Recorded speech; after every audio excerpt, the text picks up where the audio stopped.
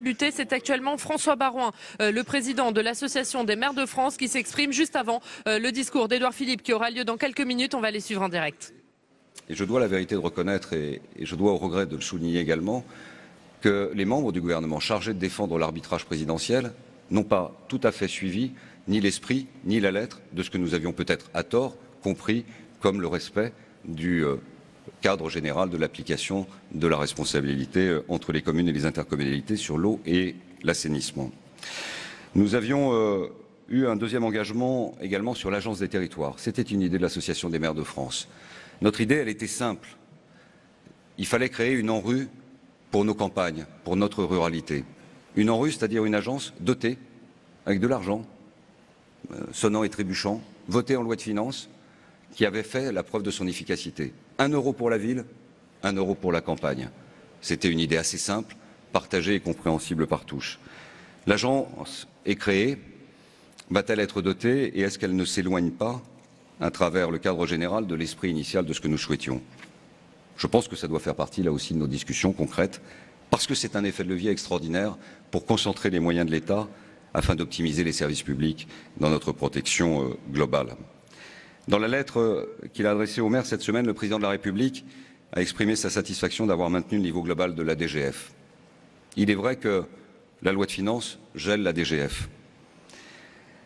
Mais on ne peut pas ignorer que 16 745 communes, soit près de la moitié, ont connu une diminution de cette dotation, sous l'effet notamment de la baisse de la dotation forfaitaire qui concerne plus de 22 000 communes. Et on ne peut pas non plus ignorer que 8 000 communes, en plus, ont vu leur dotation de péréquation baisser. Ce n'est pas la décision des parlementaires qui est en cause, ni même celle du gouvernement. C'est le cadre général qui fait que sur le plan budgétaire, on est resté dans une enveloppe fermée.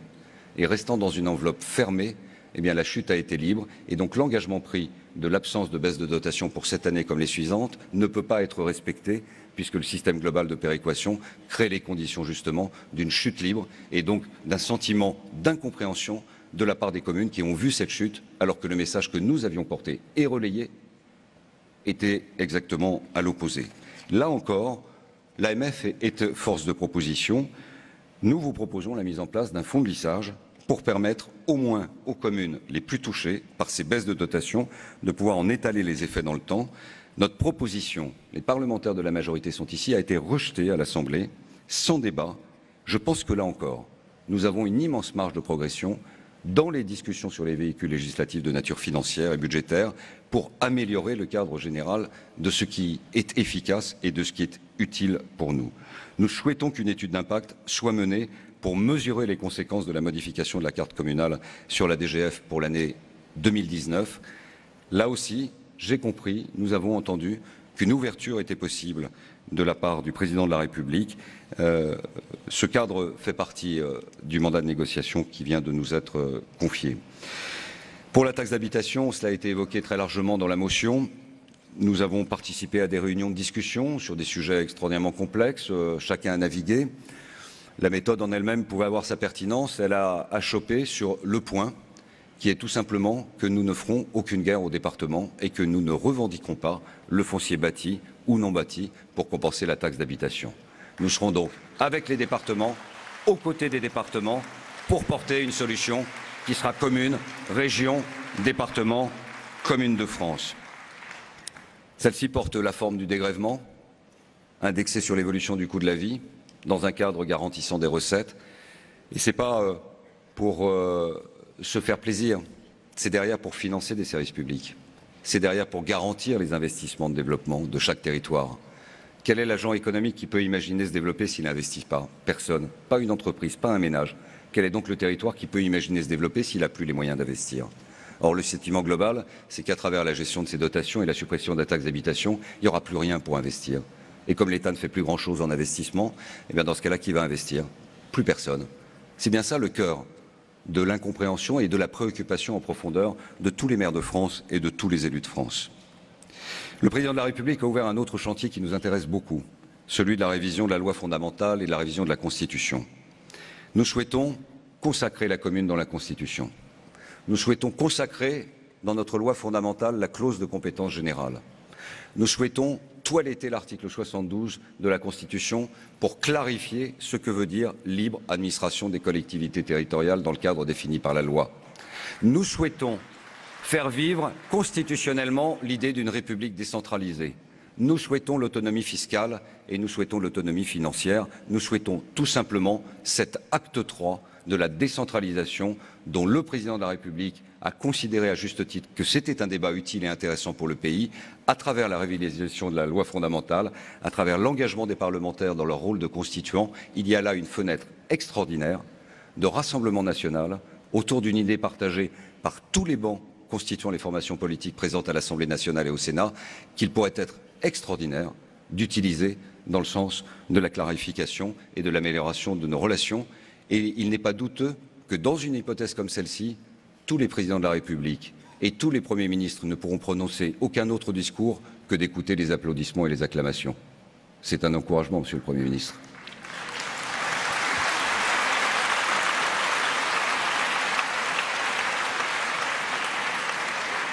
Les autres sujets ont été largement abordés. Le chef de l'État nous a fait part de sa volonté hier de resserrer les liens de travail entre l'État et nous. Nous le souhaitons de tout notre cœur, de toute notre énergie, de toute notre passion de servir, comme nous comprenons également la sienne de servir la France. Nous sommes disponibles pour cela, je crois que vous l'avez compris à présent. Il s'agit d'être associés le plus tôt possible au projet du gouvernement et de partager en toute transparence, selon le vœu du président, les éléments permettant de fonder les décisions. Nous avons noté avec satisfaction son intention d'ouvrir un certain nombre de chantiers, y compris financiers. Nous voulons lui rappeler l'importance d'apporter au premier semestre 2019, mais je crois que nous sommes déjà en phase, des réponses claires sur la manière de compenser la taxe d'habitation. C'est un sujet prioritaire et c'est normal. Nous demandons au président de la République, dans l'esprit de dialogue dont il nous a fait part, de s'y impliquer fortement et personnellement aux côtés du gouvernement que vous dirigez. Nous partageons la volonté du président de la République de mieux associer les élus aux réformes, car nous sommes convaincus que la République doit avancer unie. Nous sommes des acteurs, nous sommes des progressistes par nature. On n'a qu'une idée en tête chaque soir quand on se couche, quand on est maire, de penser à l'amélioration du coin de la rue, du quotidien, du bien-être des administrés. C'est ça un maire. Éric Orsena, plus lettré, mais aussi géographe, plein d'allant, car une énergie sans faiblesse, et passionné de nos sujets, ce qui nous honore, le dirait certainement mieux que moi et mieux que nous tous. Mais cette idée de la petite patrie, cette idée de la grande famille, cette idée de la République en petit ou en grand, cette idée de la démocratie de proximité, cette idée de servir, cette idée de penser les plaies, cette idée d'être à l'écoute des plus défavorisés, cette idée de ceux qui, n'ayant presque plus d'espoir pour se tourner vers aucun membre de sa famille, se tournent vers la porte de la mairie et le bureau du maire. C'est ça la réalité de notre quotidien. Et le caractère fécond des échanges avec les maires est toujours une projection vers l'avenir. Et par définition, il n'y a aucun maire dans cette salle, comme en France, qui soit ou qui puisse être considéré comme un corps intermédiaire, conservateur, replié sur lui-même, étant un élément majeur d'une société bloquée. Nous sommes les acteurs de tout le contraire, d'une société à l'écoute, ouverte, qui veut progresser et qui veut progresser à l'unité dans une gestion de plus en plus difficile du cadre général du quotidien qui est imposé aux Français. Alors, mes chers amis, mes chers collègues, Monsieur le Premier ministre, nous voulons croire qu'une nouvelle ère de confiance entre l'État et nous va s'ouvrir. Nous y sommes disposés car c'est la tradition de l'AMF depuis toujours.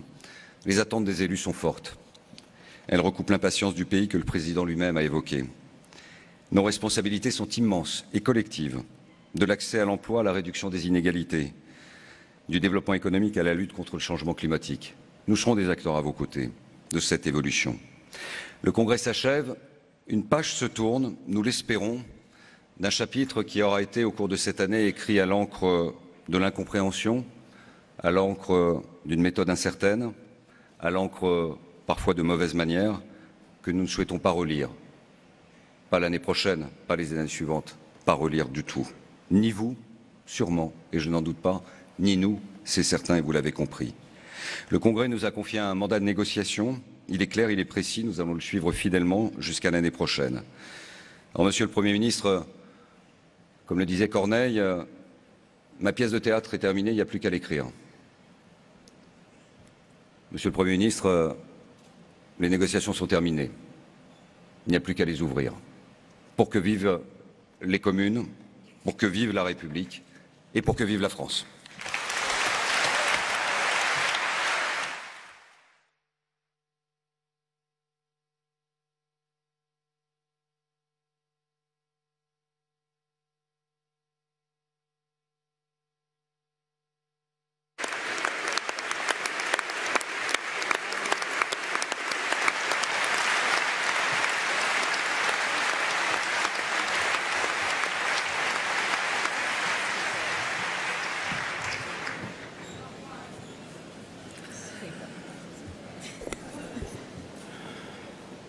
Mesdames et Messieurs,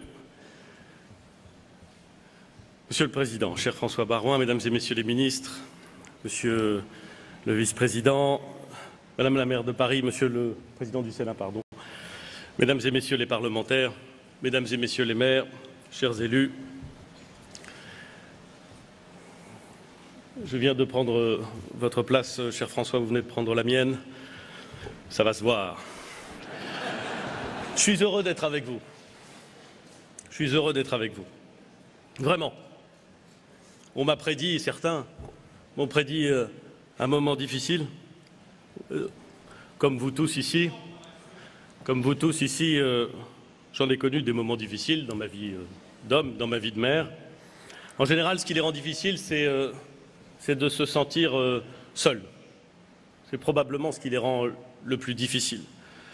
D'être seul face à une décision qu'il faut assumer, d'être seul face à une mauvaise nouvelle qu'il faut annoncer, et dans l'exercice du mandat de maire, probablement plus que dans tous les autres mandats, il arrive qu'on doive assumer une décision ou qu'on doive annoncer une mauvaise nouvelle.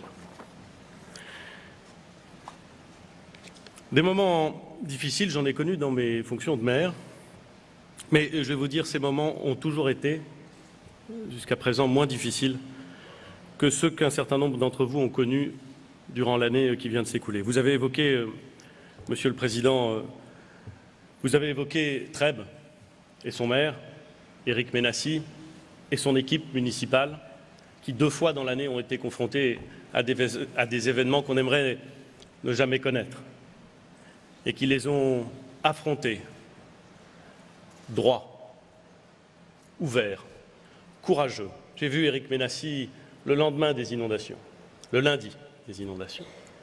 Il était face à une population meurtrie, choquée. Il était là. Il n'était pas ailleurs. Il était là, au milieu de ses administrés, à faire face. J'ai eu l'occasion de le dire, Monsieur le Président, au Sénat, une immense admiration pour lui, pour son équipe, et je tenais à le dire aujourd'hui. De la même façon,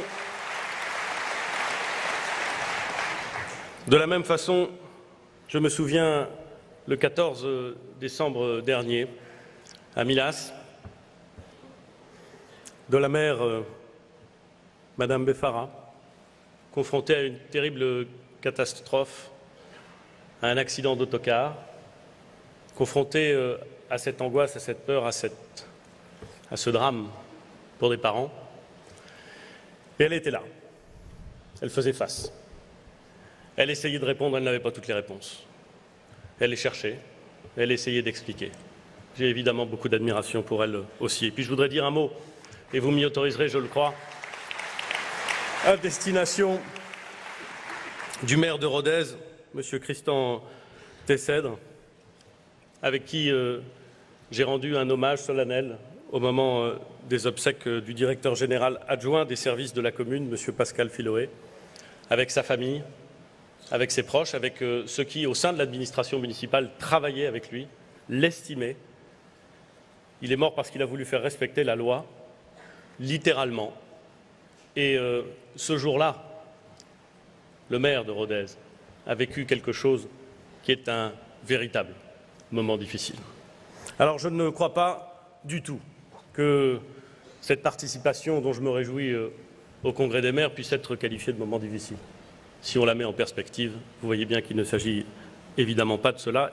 Et je veux vous redire combien je suis heureux d'être ici. Comme je l'ai d'ailleurs été à tous les congrès de maires où je me suis rendu ces derniers mois, à Dijon, monsieur le maire, en avril, à la conférence des villes, à Autun, en juin, pour parler avec les maires des petites villes de France, au Havre, à l'occasion des 40 ans de l'Association nationale des élus du littoral, qui ne sont pas que des maires, mais qui ont en partage l'exercice d'un mandat caractérisé par une particularité évidente, celle d'être près de la mer, avec ce que cela peut représenter de chance, mais aussi, à certains égards, de contraintes.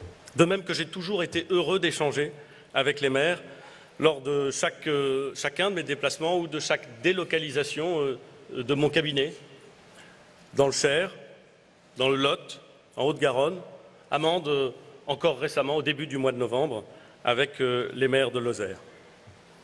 Ce dialogue, je vous le dis, et je le dis sincèrement, il m'est précieux. Il me nourrit, comme il nourrit les ministres et les collaborateurs qui peuvent m'accompagner. Je crois à l'intérêt de ce dialogue. J'ai toujours cru à l'intérêt du dialogue. J'essaie, pour ma part, de faire en sorte que ce dialogue soit organisé dans de bonnes conditions. Vous avez dit, Monsieur le Président, les raisons qui vous ont conduit à ne plus participer aux réunions de la Conférence nationale des territoires. Vous les avez expliquées. Je les respecte, je les regrette, et il nous appartient, vous l'avez dit pour votre part, et je le dis bien volontiers pour la mienne, de faire en sorte que les conditions d'un dialogue de bonne qualité puissent être à nouveau réunies afin que, en dépit de désaccords dont ni vous ni moi ne pensons qu'ils pourraient en un instant disparaître sur tous les sujets, nous puissions construire ensemble, dans l'intérêt commun des maires, mais surtout des communes, et d'une certaine façon encore plus de notre pays. Des très nombreux échanges que j'ai eus avec les maires, avec certaines de leurs associations, au cours de cette année, j'ai retenu 4 choses.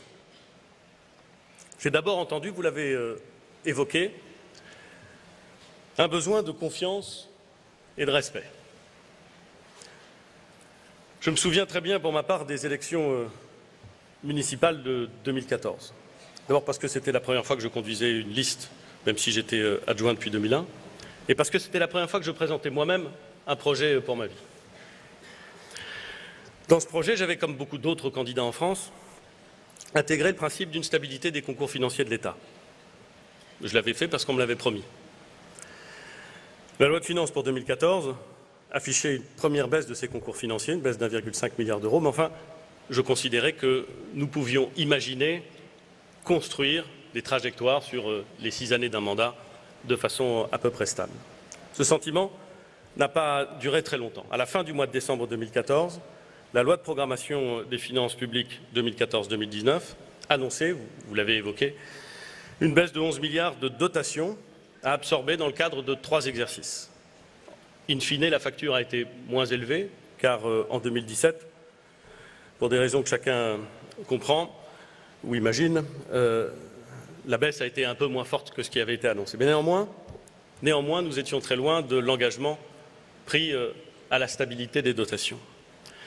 J'ai un deuxième souvenir, et il n'est pas neutre dans la discussion que nous avons aujourd'hui, celui du périmètre des intercommunalités. Conformément à ce que disposait la loi de 2010, de décembre 2010, nous avions achevé au 1er janvier 2014 la couverture intercommunale de nos territoires. L'encre finissait de sécher.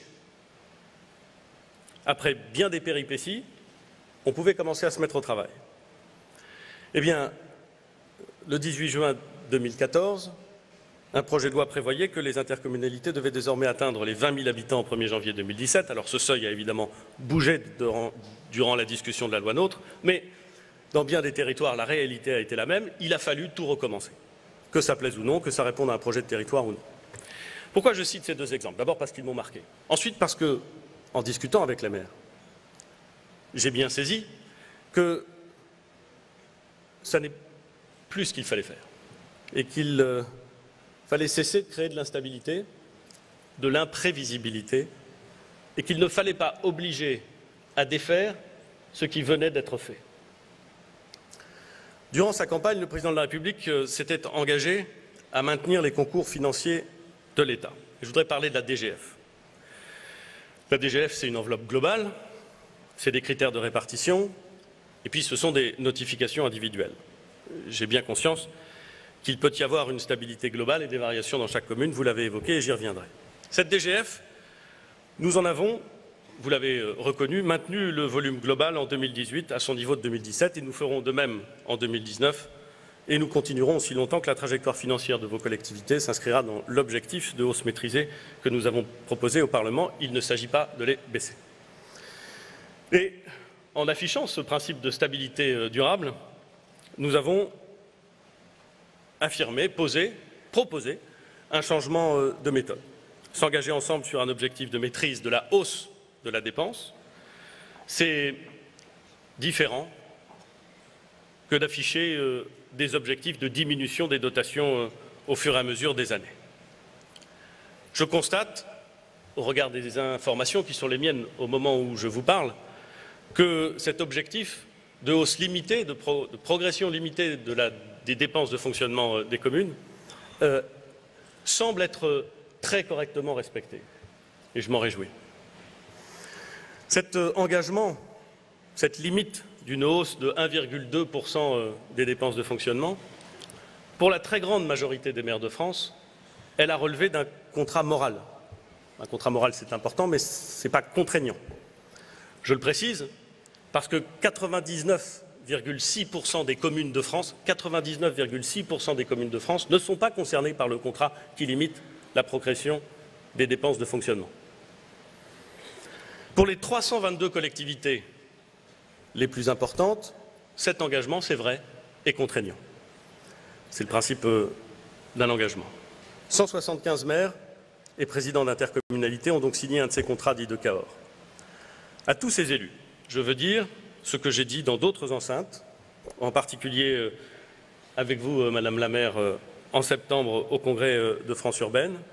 Nous aurons une clause de rendez-vous à l'issue d'une première année de fonctionnement et nous serons à l'écoute des questions de retraitement que certains d'entre vous formulent, comme d'ailleurs la Cour des comptes les formule, comme d'ailleurs Monsieur le Président de l'Assemblée des départements de France, vous pouvez l'attester, s'agissant des retraitements pour les contrats ou les engagements pris par les départements, puisque nous avons indiqué que dans le cadre du règlement de la question des MNA, nous procéderions dans cet esprit au retraitement. Je vous vois opiner, cher Dominique, et je m'en réjouis.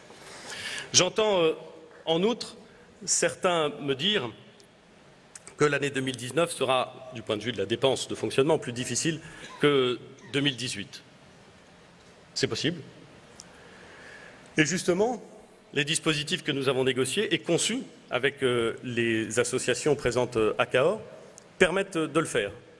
Ils permettent une forme de souplesse lorsqu'on est soumis à ce contrat et ils permettent de respecter cet objectif d'1,2 de façon pluriannuelle, de limiter un peu la première année et de dépasser un peu la deuxième année. Et comme je vous disais, Monsieur le Président, que l'année 2018 se traduisait justement par une progression très limitée, inférieure à 1,2, il y a tout à parier que l'année prochaine, les collectivités qui se sont engagées pourront dépasser un petit peu ce niveau sans méconnaître les engagements qu'elles ont pris, sans méconnaître l'obligation qui a été évoquée. Enfin, la contractualisation ne porte que sur le fonctionnement et pas sur l'ensemble des dépenses locales. Pourquoi? Pour une raison simple, parce que le gouvernement sait très bien, vous l'avez dit, Monsieur le Président, que les communes, les intercommunalités gèrent plus de la moitié du patrimoine public de la nation. Là où auparavant la baisse des dotations avait comprimé l'investissement local, nous voulons avoir un effet inverse ou permettre la progression des dépenses d'investissement. Je note qu'elles ont progressé de 8,5% en 2017 et je m'en réjouis, car la progression des dépenses d'investissement est, dans l'ensemble, toujours une bonne nouvelle lorsqu'on prépare l'avenir de sa commune et de ses concitoyens. Et elles sont supérieures à 4% en 2018. L'année n'est pas terminée. Et les priorités ne manquent pas en tout état de cause. Le numérique, les mobilités nouvelles, les écoles, le logement, les réseaux d'eau et d'énergie. En 2019, les dotations de l'État au financement de l'investissement local, ce sera 2 milliards au titre de l'ensemble des dotations, la DETR, la DSIL, la dotation de la politique de la ville. Donc, limiter l'imprévisibilité. Deuxième besoin que j'ai compris, le besoin de clarté et de prévisibilité. Je voudrais revenir sur la dotation globale de fonctionnement. Et pardon d'y passer un petit peu de temps, mais la DGF est un instrument horriblement compliqué. Il y a la masse globale de la DGF, je l'ai dit, et au Parlement, on ne parle quasiment que d'elle. Et puis il y a la DGF qui est versée à chacune de vos communes, et c'est celle-là, évidemment, à juste titre, c'est parfaitement légitime, qui intéresse les maires. Certains d'entre vous ont connu des évolutions de leur DGF en 2018. Ça ne m'a pas échappé. Pour certains, la DGF a augmenté, pour d'autres, elle a baissé. Pourquoi? Vous l'avez dit, Monsieur le Président, parce que, pour une raison d'ailleurs que 4 années de baisse de la DGF avaient un peu fait oublier à tout le monde. C'est que la DGF est une dotation vivante, c'est-à-dire que les écrêtements qui s'appliquent sur les parts de DGF des uns financent la péréquation en faveur des autres. Nous aurions pu, c'est un sujet, et nous aurons l'occasion d'en discuter, nous aurions pu renoncer à la péréquation et figer la DGF commune par commune. Certaines communes y auraient trouvé leur compte puisque leur dotation individuelle n'aurait pas baissé. Mais d'autres, qui ont vu le jeu des critères commander une augmentation de leur DGF, y auraient perdu. Au fond, dans l'immense majorité des cas, les hausses et les baisses de DGF de cette année ont représenté moins de 2% des recettes réelles de fonctionnement des communes. Ça n'est pas du tout négligeable, j'en suis parfaitement conscient. Et il est arrivé, nous l'avons observé, que des variations importantes et imprévisibles viennent dépasser ces limites. Ces variations, vous le savez, ce sont les conséquences indirectes des recompositions de l'intercommunalité qui ont été décidées il y a déjà longtemps et qui ont pu prendre effet au 1er janvier 2018. C'est exactement la raison pour laquelle, avec Jacqueline Gourault, la ministre des collectivités territoriales et de la cohésion des territoires, avec Sébastien Lecornu, le ministre délégué auprès d'elle, en lien avec la délégation aux collectivités territoriales de l'Assemblée nationale, nous avons introduit dans le projet de loi de finances pour 2019 un mécanisme de garantie sur l'une des parts de la dotation de solidarité rurale qui n'en avait pas et qui a été sujette à de fortes variations. Par ailleurs, nous avons inscrit aussi dans le projet de loi de finances le projet de réforme de la dotation d'intercommunalité qui est inspiré, ne reprend pas la totalité, mais qui est inspiré des travaux du CFL. Preuve s'il en est de l'attention que nous portons aux travaux riches du Comité des finances locales. Pour faire simple, la réforme a créé un système d'amortisseurs, de hausse et de baisse maximale pour éviter les mauvaises surprises. Mais au-delà, et j'ai presque des remords, ou en tout cas une réticence à parler technique. Entendons les remarques.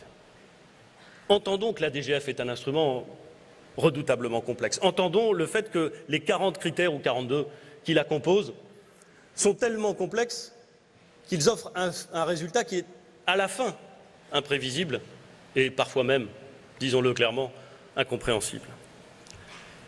Il faut la revoir. Revoyons-la. C'est un exercice difficile, car quand on parle de la réforme d'une dotation, comme d'ailleurs quand on parle de la réforme d'un impôt ou d'une fiscalité en général, nous le savons tous parfaitement, on s'expose au risque de changer quelque chose. C'est pour ça qu'on le fait. Et donc de faire des gagnants et des perdants. Les gagnants trouvent que c'est une bonne réforme. Parfois. Les perdants trouvent toujours que c'est une mauvaise réforme. Il faut donc réussir, sur la base de vos propositions, le président de la République l'a dit hier. Il a été d'une clarté absolue en indiquant que, dans le cadre des contraintes des finances publiques que vous connaissez, que nous connaissons et que nous assumons, il vous appartiendrait de nous faire des propositions sur ce que pourrait être demain un mécanisme, une dotation, peut-être plus lisible, peut-être plus juste, sans doute plus prévisible, et qui répondrait aux aspirations que je connais et qu'à bien des égards je partage, exprimées par les maires de France.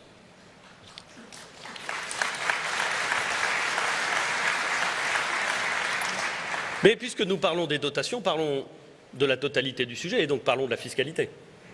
Car il y a les dotations, il y a la fiscalité. Nous avons commencé le travail s'agissant de la fiscalité locale. Et nous allons le continuer. Et j'espère que nous pourrons le continuer avec le maximum de ceux qui sont concernés par ce sujet. L'objectif, un mot d'abord sur l'objectif. L'objectif est simple. Faire en sorte qu'à l'été prochain, vous sachiez comment va s'éteindre la taxe d'habitation et comment elle sera compensée. Pourquoi? Parce que les élections municipales ont lieu en mars 2020 et qu'il est préférable à tous égards, pour le débat démocratique, pour l'organisation des débats, pour la programmation des investissements, que chacun ait à l'esprit le nouveau système qui prévaudra à l'occasion des mandats suivants. C'est donc un impératif de calendrier que je formule, qui a été rappelé dès le début par le gouvernement et auquel je veux me tenir. Nous souhaitons que le nouveau système soit adopté pour l'été 2019, afin d'être parfaitement assimilé et de pouvoir être intégré à l'occasion des échéances municipales. Le gouvernement présentera au printemps 2019 les principes de cette extinction-compensation et aux alentours de la mi-avril, le Conseil des ministres examinera un projet de loi consacré à la réforme de la fiscalité locale. Quelles en sont les grandes orientations? J'ai eu l'occasion d'en exposer un certain nombre lors de la conférence qui s'est tenue le 4 juillet dernier. Elles consistent, à ce stade, à consolider le pouvoir fiscal des maires, comme d'ailleurs, dans un premier temps, mais j'ai noté qu'il y avait eu de ce point de vue une évolution, comme d'ailleurs le Comité des finances locales l'avait proposé au début de l'année. Son premier mouvement, je le dis comme je le pense, me semblait être le bon, car ce pouvoir fiscal est absolument essentiel. Vous l'exercez depuis longtemps, dans la transparence, dans la responsabilité, et il vaut bien mieux, à mon sens, qu'un dégrèvement pour l'éternité dont je ne suis pas sûr qu'il ait beaucoup de sens. Et ce pouvoir, mesdames et messieurs les maires, vaut également bien mieux que tous les raccourcis et tous les hashtags injurieux qu'il a pu susciter et que je condamne une nouvelle fois très fermement. Ce pouvoir, nous le conforterons. Comme l'a indiqué le président de la République dans le courrier qu'il a adressé aux maires de France, le gouvernement veillera à ce que la suppression de la taxe d'habitation, passée la période de dégrèvement liée à la transition, soit compensée pour chacun d'entre vous à l'euro près. Lors de la réforme de la taxe professionnelle, on a constaté, vous vous en souvenez sans doute, que le transfert d'assiette fiscale avait eu pour effet de surcompenser certaines communes, d'en sous-compenser d'autres, ce qui a nécessité la mise en place de mécanismes de garantie particulièrement lourds. Il n'est pas interdit d'essayer de trouver un système plus intelligent cette fois, et je serai heureux, mesdames et messieurs les maires, monsieur le président de l'Assemblée des départements de France, et c'est vrai évidemment pour les régions, même si les régions sont un peu moins directement concernées compte tenu de la structuration de leurs recettes, je serai heureux de pouvoir l'évoquer avec vous. Quand je dis l'évoquer, pardon, je ne voudrais pas que ce soit de le discuter, de le négocier, de l'approfondir dans le détail. Ce n'est pas simplement une évocation, je le dis parce que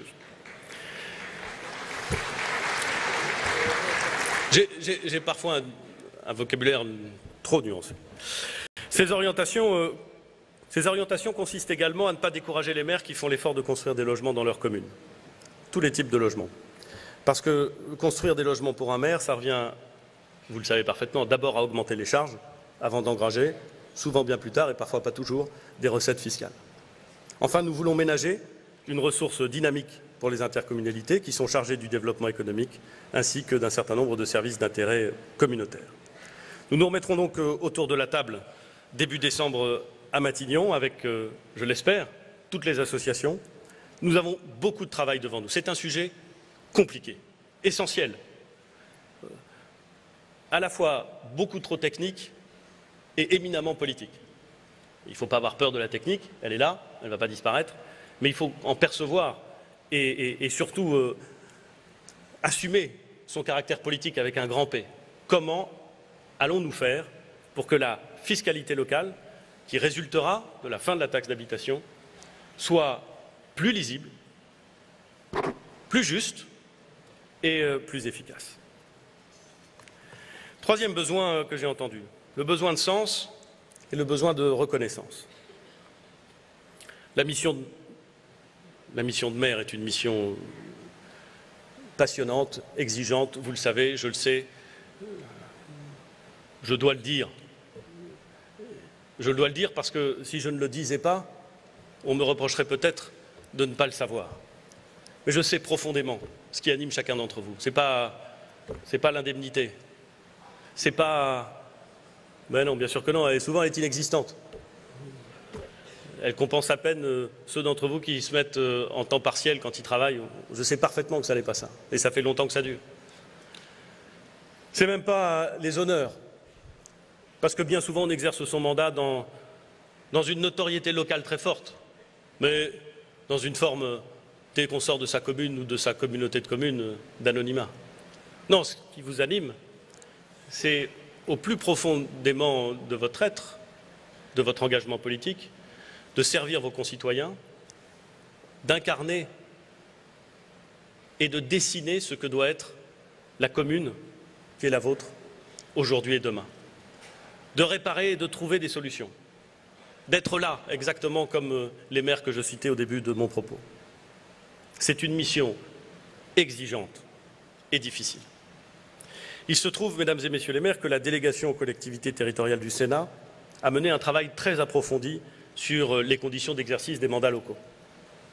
J'ai donc demandé à Jacqueline Gourault, qui connaît bien le mandat de maire, puisque je crois, Jacqueline, vous l'avez exercé durant 25 ans à la chaussée Saint-Victor, de me faire des propositions sur le fondement de ce rapport. Et je souhaite que nous inscrivions cette question des conditions d'exercice d'un mandat local au menu des discussions de la prochaine instance de dialogue de la conférence des territoires. Nous pouvons probablement, sinon régler tous les problèmes, améliorer. Et après tout, conservons cette forme de modestie et d'humilité. Si nous améliorons la situation, nous aurons déjà bien travaillé. J'évoquais la loi NOTRe. Je sais que la gouvernance des grandes intercommunalités donne à beaucoup de maires le sentiment de moins peser sur les décisions. Le sentiment qui n'est pas qu'un sentiment. Le sentiment aussi que des problèmes qu'ils pouvaient auparavant régler très vite, en passant un coup de fil, en prenant une décision, doivent désormais remonter à l'intercommunalité avec ce que cela peut impliquer de procédures, voire même de différends. Comme dit le président du Sénat dans une expression qui pourrait faire sa fortune si il en déposait le brevet, les maires sont à portée d'engueulade. En revanche, la prise de décision, elle, a pu donner le sentiment de s'éloigner. Je vais vous le dire tout de suite, je vous l'ai d'ailleurs déjà dit, je l'ai même dit l'année dernière, la loi NOTRe n'est pas parfaite, c'est le moins qu'on puisse dire. Député de l'opposition, je ne l'avais pas votée. Pour autant, nous avons pris l'engagement, le président de la République l'a pris, la majorité parlementaire l'a pris, nous avons pris l'engagement de ne pas rentrer après 2017 dans un nouveau Big Bang, de ne pas tout détricoter s'agissant des compétences et des périmètres, parce qu'il nous a semblé, pour les raisons que j'indiquais au début, que le remède serait pire que le mal. Je ne crois pas que d'ailleurs personne ne le pense ici, je ne crois pas que l'intercommunalité ait vocation, ou qu'il soit même utile qu'elle devienne un bouc émissaire. Elle a contribué, avec les maires, à développer partout en France des projets utiles dans le quotidien de nos concitoyens. Mais c'est vrai qu'on peut regretter un certain nombre de choses. Je voudrais en donner un exemple, s'agissant de l'intercommunalité. Les règles qui prévalaient en matière de définition des représentations de chaque commune. Il existait une règle qui disait que lorsqu'on se mettait d'accord au sein d'une intercommunalité, on pouvait déroger à la stricte proportionnalité de la représentation de chaque commune dans le conseil communautaire. C'est grâce à ça qu'on avait réussi à faire la communauté d'agglomération du Havre. Mon prédécesseur, Antoine Ruffnac, avait dit « Le Havre, c'est 80% des habitants de l'agglomération, mais ce sera 40% des sièges. Seulement 40%. Pas 49. 40. Faisant en cela un peu de place à des communes qui, sinon, auraient été très peu représentées. L'intérêt de ces accords locaux, c'était quoi? C'était justement qu'ensemble, les acteurs, les maires, les communes, les conseils municipaux, déterminaient des règles de gouvernance adaptées, ça et là. Il se trouve, mesdames et messieurs, que ce système a été rendu impossible par une décision du Conseil constitutionnel. Et que donc la loi a dû, et après tout, c'est bien naturel, en tirer les conséquences en modifiant le système et en faisant disparaître la possibilité de ces accords locaux. Je vois monsieur le maire de Guéret qui lui aussi opine. Il a dû vivre la même chose et il sait combien cette transformation d'équilibre à l'intérieur vous pourrisse la vie. Vous devez sortir... Enfin bon, vous savez ça parfaitement.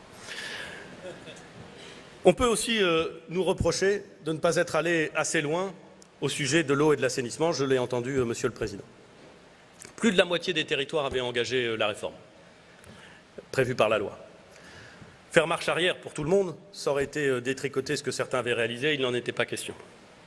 Nous avons donc préféré laisser aux maires plus de temps que ce qui avait été initialement prévu par la loi pour mettre en œuvre la réforme. Et par ailleurs, parce que la France n'est pas un jardin à la française, même si nous aimons les jardins à la française, nous n'avons pas traité tous les territoires de manière uniforme. Ainsi, les eaux pluviales sont restées optionnelles pour les communautés de communes. En parallèle, Sébastien Lecornu a mobilisé dans ses précédentes fonctions des moyens financiers très importants en faveur des communes rurales. J'ai bien entendu la remarque que vous avez évoquée, que vous avez formulée, Monsieur le Président. J'entends le discours sur les agences de l'eau et je note au passage qu'elles ont toutes adopté le 11e programme. Mais je veux aussi souligner la mise à disposition des 2 milliards d'euros qui seront consacrés aux petites communes rurales, et pas à d'autres, aux petites communes rurales, auxquelles s'ajoutent les 2 autres milliards de prêts à taux long de la Caisse des dépôts et consignations en matière d'investissement sur l'eau. Les moyens sont là, ils peuvent être mobilisés au profit des communes qui souhaitent procéder à des investissements. En revanche, ce qui est vrai aussi, c'est qu'on ne gère pas une intercommunalité de 3 ou de 5 cantons, ça arrive, comme on gérait une communauté de communes de la taille d'un seul canton. Maintenant que ces ensembles sont consolidés, je crois que l'heure est venue d'y réinjecter un peu de proximité, un peu de réactivité, un peu de souplesse. Je suis persuadé qu'il y a beaucoup de solutions possibles pour remettre les maires, tous les maires, un peu plus au centre de ces grandes intercommunalités. Le droit actuel permet de faire beaucoup de choses, mais on doit pouvoir aller plus loin. Les intercommunalités en ont d'ailleurs fait le thème de leurs travaux début octobre, autour du fonctionnement du couple maire-intercommunalité, car il n'y a pas d'intercommunalité anonyme non plus. Il n'y a que des intercommunalités faites d'élus qui décident et qui les font vivre. Dans le droit fil de ce que vous a écrit, puis dit le Président de la République, j'ai demandé à Jacqueline Gouraud et à Sébastien Lecornu de travailler avec vous à la définition de ce que pourrait être cette nouvelle souplesse, cette nouvelle proximité, cette nouvelle réactivité injectée dans les intercommunalités. En toile de fond, un besoin, le 4e que je voulais mentionner, une volonté souvent farouche de ranimer, dans certains cas, de faire vivre et de développer dans les autres tous les territoires. Nous avons parti liés.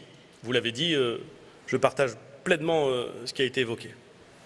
Vous avez la volonté de réparer et de développer, j'ai la volonté de réparer et de développer. Réparer notre État, tant il est vrai qu'à bien des égards, il ne fonctionne pas comme il devrait réparer, et développer notre pays, qui, avec tous les atouts qu'il a, en dépit de toutes les difficultés qu'il connaît, peut faire beaucoup mieux encore valoir ses intérêts et ses richesses.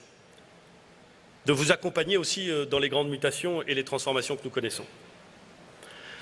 Alors il y a des craintes et des appréhensions, et je ne veux cacher aucun sujet. Je me souviens d'un échange, et la question a été posée hier soir au Président de la République, dans lequel certains de vos collègues m'interrogeaient sur les mutations en cours, en particulier celles des métropoles. Des mutations qui, pour certaines d'entre elles, sont irréversibles. Elles font partie de ces mouvements de fond que décrit Fernand Braudel, qui transforment le visage de la France et qui, d'une certaine façon, à long terme, s'imposent à chacun des acteurs publics. D'une certaine façon, je le dis sans provocation aucune, mais parce que je le crois profondément, les métropoles et leur développement ont permis de rompre avec une image française, une géographie française qui était trop souvent marquée par cette distinction ou ce caractère binaire entre Paris et le désert français. L'expression n'est pas de moi, vous la connaissez comme moi, elle a bercé nos chères études. On ne parle plus du Paris et du désert français parce qu'on parle désormais de Paris, bien entendu, Madame la maire, des métropoles. Eh bien, il ne faut pas s'arrêter là. C'est très bien d'être passé de Paris, désert français, à Paris, métropole, reste de la France, mais il ne faut pas s'arrêter là. Il faut faire évidemment en sorte que, après avoir rompu ou permis de rompre avec l'hypercentralisation nationale, les métropoles puissent devenir des facteurs d'irrigation, des facteurs de développement des territoires, de l'ensemble du territoire français. Et là, on a encore beaucoup de travail. Et pour réussir ce travail, il ne faut pas affaiblir les métropoles. Je n'y crois pas une seconde. Il faut faire en sorte de leur donner les instruments, de les accompagner, peut-être même, qui sait, de les encourager en respectant, bien entendu, le principe auquel je souscris, non seulement parce qu'il est constitutionnel, mais parce qu'en plus j'y souscris naturellement, de libre administration des collectivités territoriales, cher François Baroin.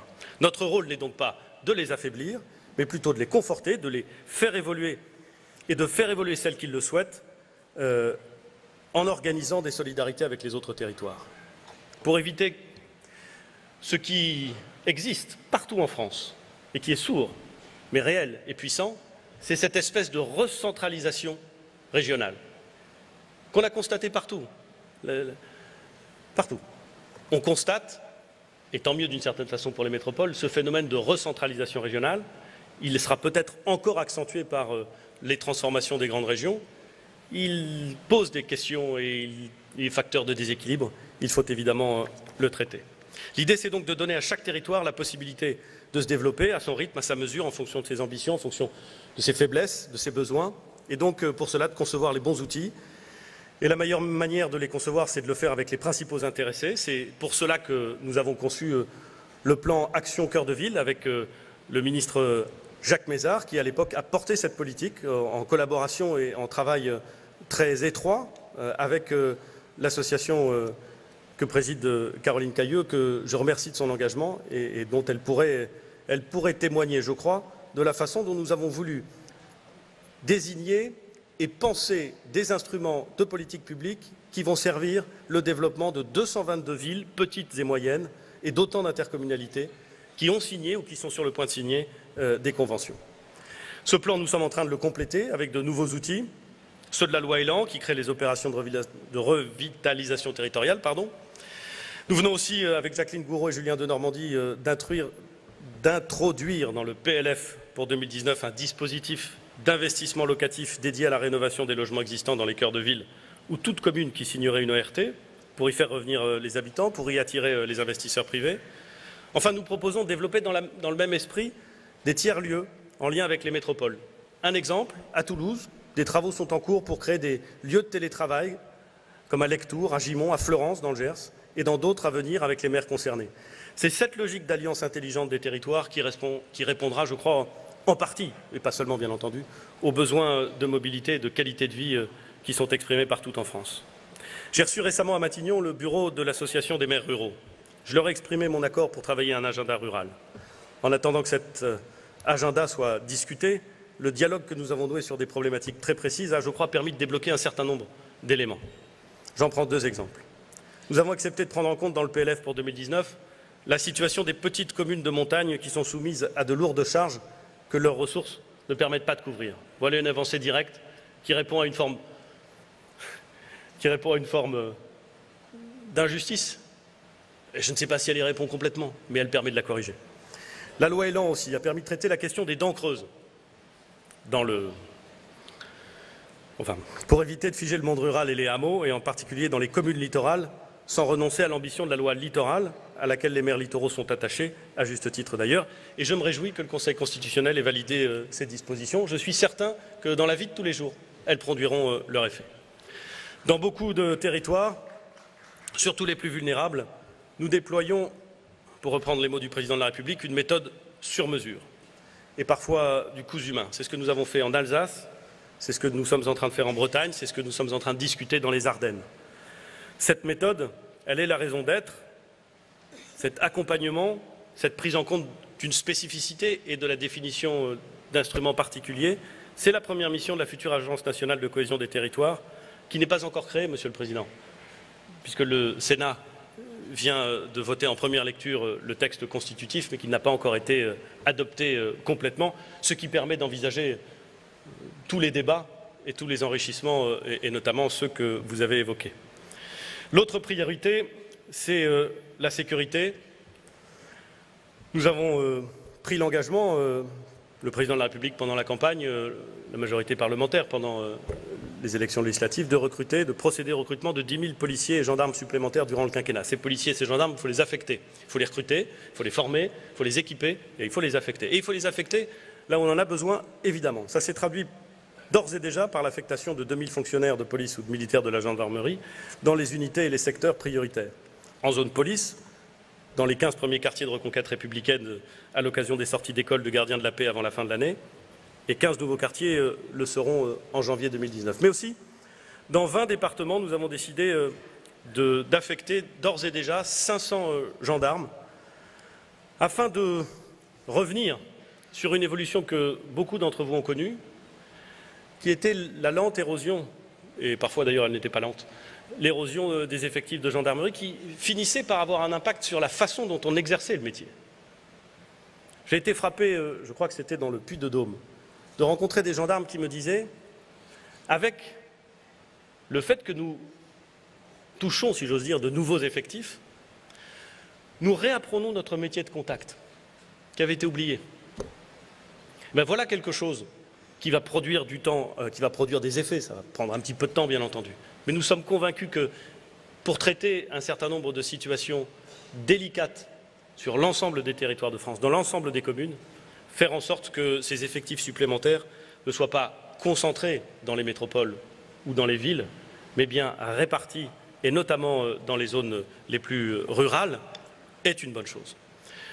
Je voudrais évidemment dire un mot des attentes très concrètes de nos concitoyens en matière de couverture numérique et mobile des territoires.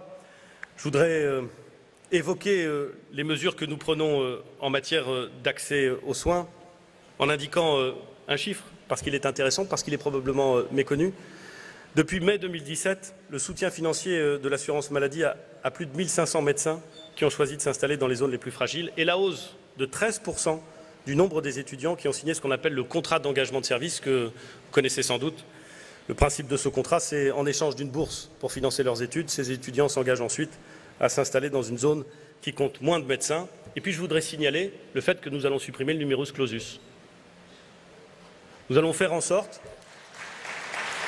qu'on cesse de gérer administrativement le nombre de médecins au bout de la première année, mais qu'au contraire, on puisse réinventer les études de médecine pour qu'elles restent toujours des études d'excellence. Nous en avons tous besoin, mais pour qu'on puisse les rejoindre un peu plus loin, pour qu'on puisse faire en sorte qu'il y ait plus de médecins, pour qu'on puisse ensuite espérer une meilleure répartition de ces médecins.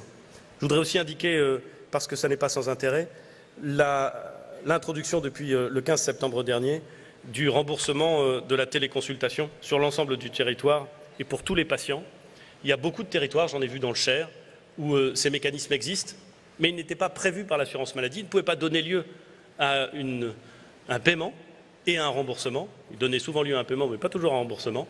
C'est désormais chose faite, c'est évidemment un progrès.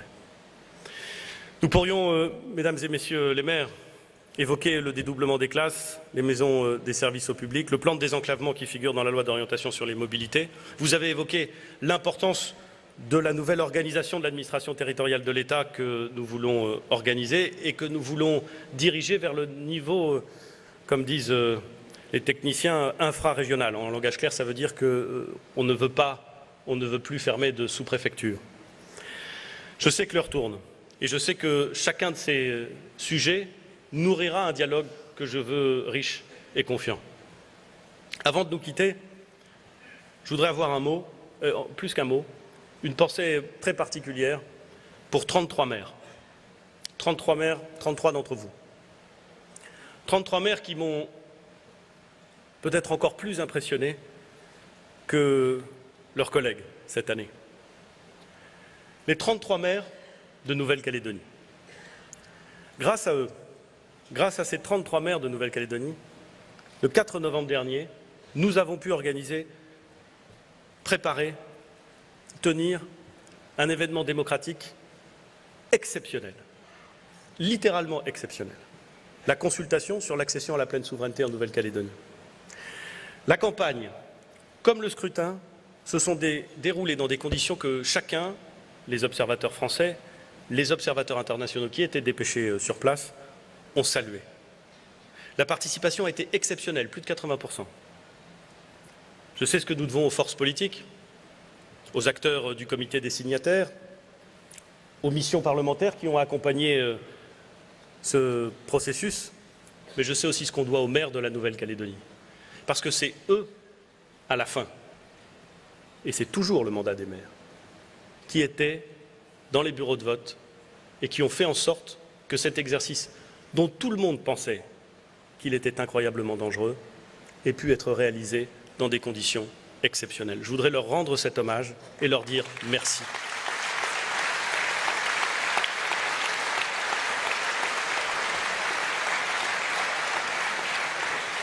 Jamais, mesdames et messieurs les maires, jamais vous ne m'entendrez mettre en doute le sens de l'État, des maires et des élus de France. Le sens de l'État existe encore en France et il n'existe pas seulement dans les préfectures et les ministères, mais il existe aussi dans vos mairies et dans vos bureaux. Bien sûr que je ne vous demande pas d'être d'accord avec tout ce que nous mettons en œuvre. Je pourrais vous le demander, mais quelque chose me dit que ça ne marcherait pas. En revanche, je vous demande de ne pas douter une seule seconde du fait que je sais que tous ensemble, nous avons le sens de l'État. Et ne doutez pas non plus du fait que nous savons combien vous êtes au cœur de la République. Le reste est important, mais dès lors que l'on accepte d'en parler, on y trouve des solutions. Je vous remercie.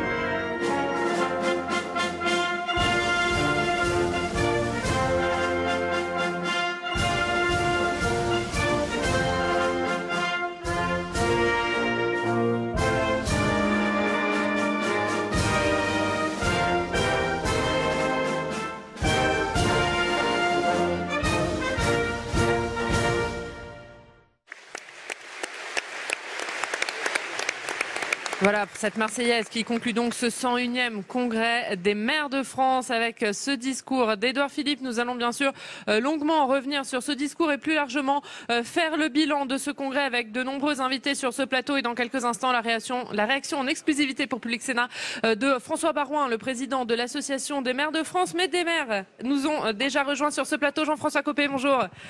Maire Les Républicains de Meaux, Alain Chrétien, bonjour. Bonjour. Maire Les Républicains de Vesoul et puis notre spécialiste Nathalie Moret, bonjour, journaliste politique pour le groupe EBRA qui représente les journaux régionaux de l'Est de la France. Alors peut-être un mot d'abord avec vous, Nathalie, sur ce discours d'Édouard Philippe.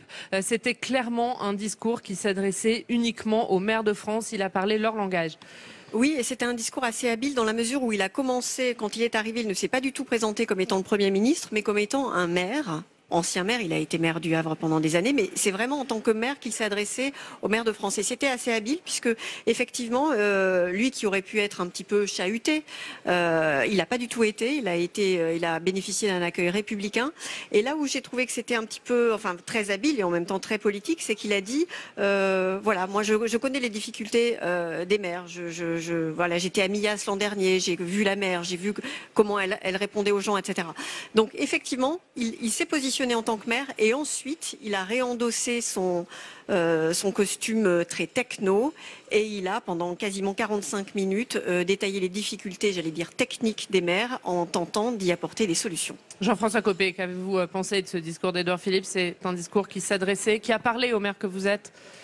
Ce qui est vrai, c'est qu'il nous a parlé avec des mots d'élu local. Et c'est vrai que quand on est maire, il y a des choses qu'on partage avec un certain nombre de collègues, qu'ils soient d'ailleurs de gauche ou de droite, et qui ont trait aussi à notre solitude dans les combats qu'on mène au service de nos concitoyens. Parce que c'est vrai que le grand sujet, d'ailleurs le grand message qu'on essaye tous d'adresser au président de la République depuis ces derniers mois, c'est de lui dire... comprenez qu'on est quand même très seul et que qu'au lieu d'entendre cette solitude, vous êtes à nous matraquer en réduisant nos dotations, en nous imposant des contraintes que vous n'imposez pas à l'État. Et c'est vrai qu'il y a un moment où c'est difficile à vivre. Donc c'est vrai que ce discours du Premier ministre était un discours de ce point de vue plutôt positif. Et moi, je regarde tout ça avec bienveillance parce que je pense que l'objectif n'est pas de critiquer pour critiquer, même quand on est dans l'opposition, entre guillemets. Il y a juste une chose, c'est que c'est pas le tout de nous dire qu'on nous aime lors du congrès des maires pour ensuite continuer à consacrer toute l'année à poursuivre le matraquage. Donc il y a un moment quand même où il va falloir, en matière de fiscalité locale, en matière de contraintes réglementaires, en matière de partenariat, avoir quelque chose qui soit plus équilibré. Vous attendez des actes derrière, hein. On va y revenir. Alain Chrétien, vous, qu'est-ce que vous avez pensé de ce discours d'Édouard Philippe? Écoutez, je pense que le président et le Premier ministre savent qu'ils doivent retisser un lien avec les élus. J'ai senti beaucoup d'humilité dans le discours du Premier ministre, tout comme j'ai senti beaucoup de volonté et de technicité chez le président hier à l'Élysée. Donc tous les deux savent qu'ils ont des comptes à rendre avec les élus et à renouer un dialogue. Ça veut donc dire qu'il y a quelque part un peu un mea culpa sur les quelques mois de l'exécutif. Et désormais, avec les maires ruraux, les maires de France, les départements, les régions, l'exécutif doit trouver des liens de confiance. Il les cherche. Édouard Philippe a lancé des pistes.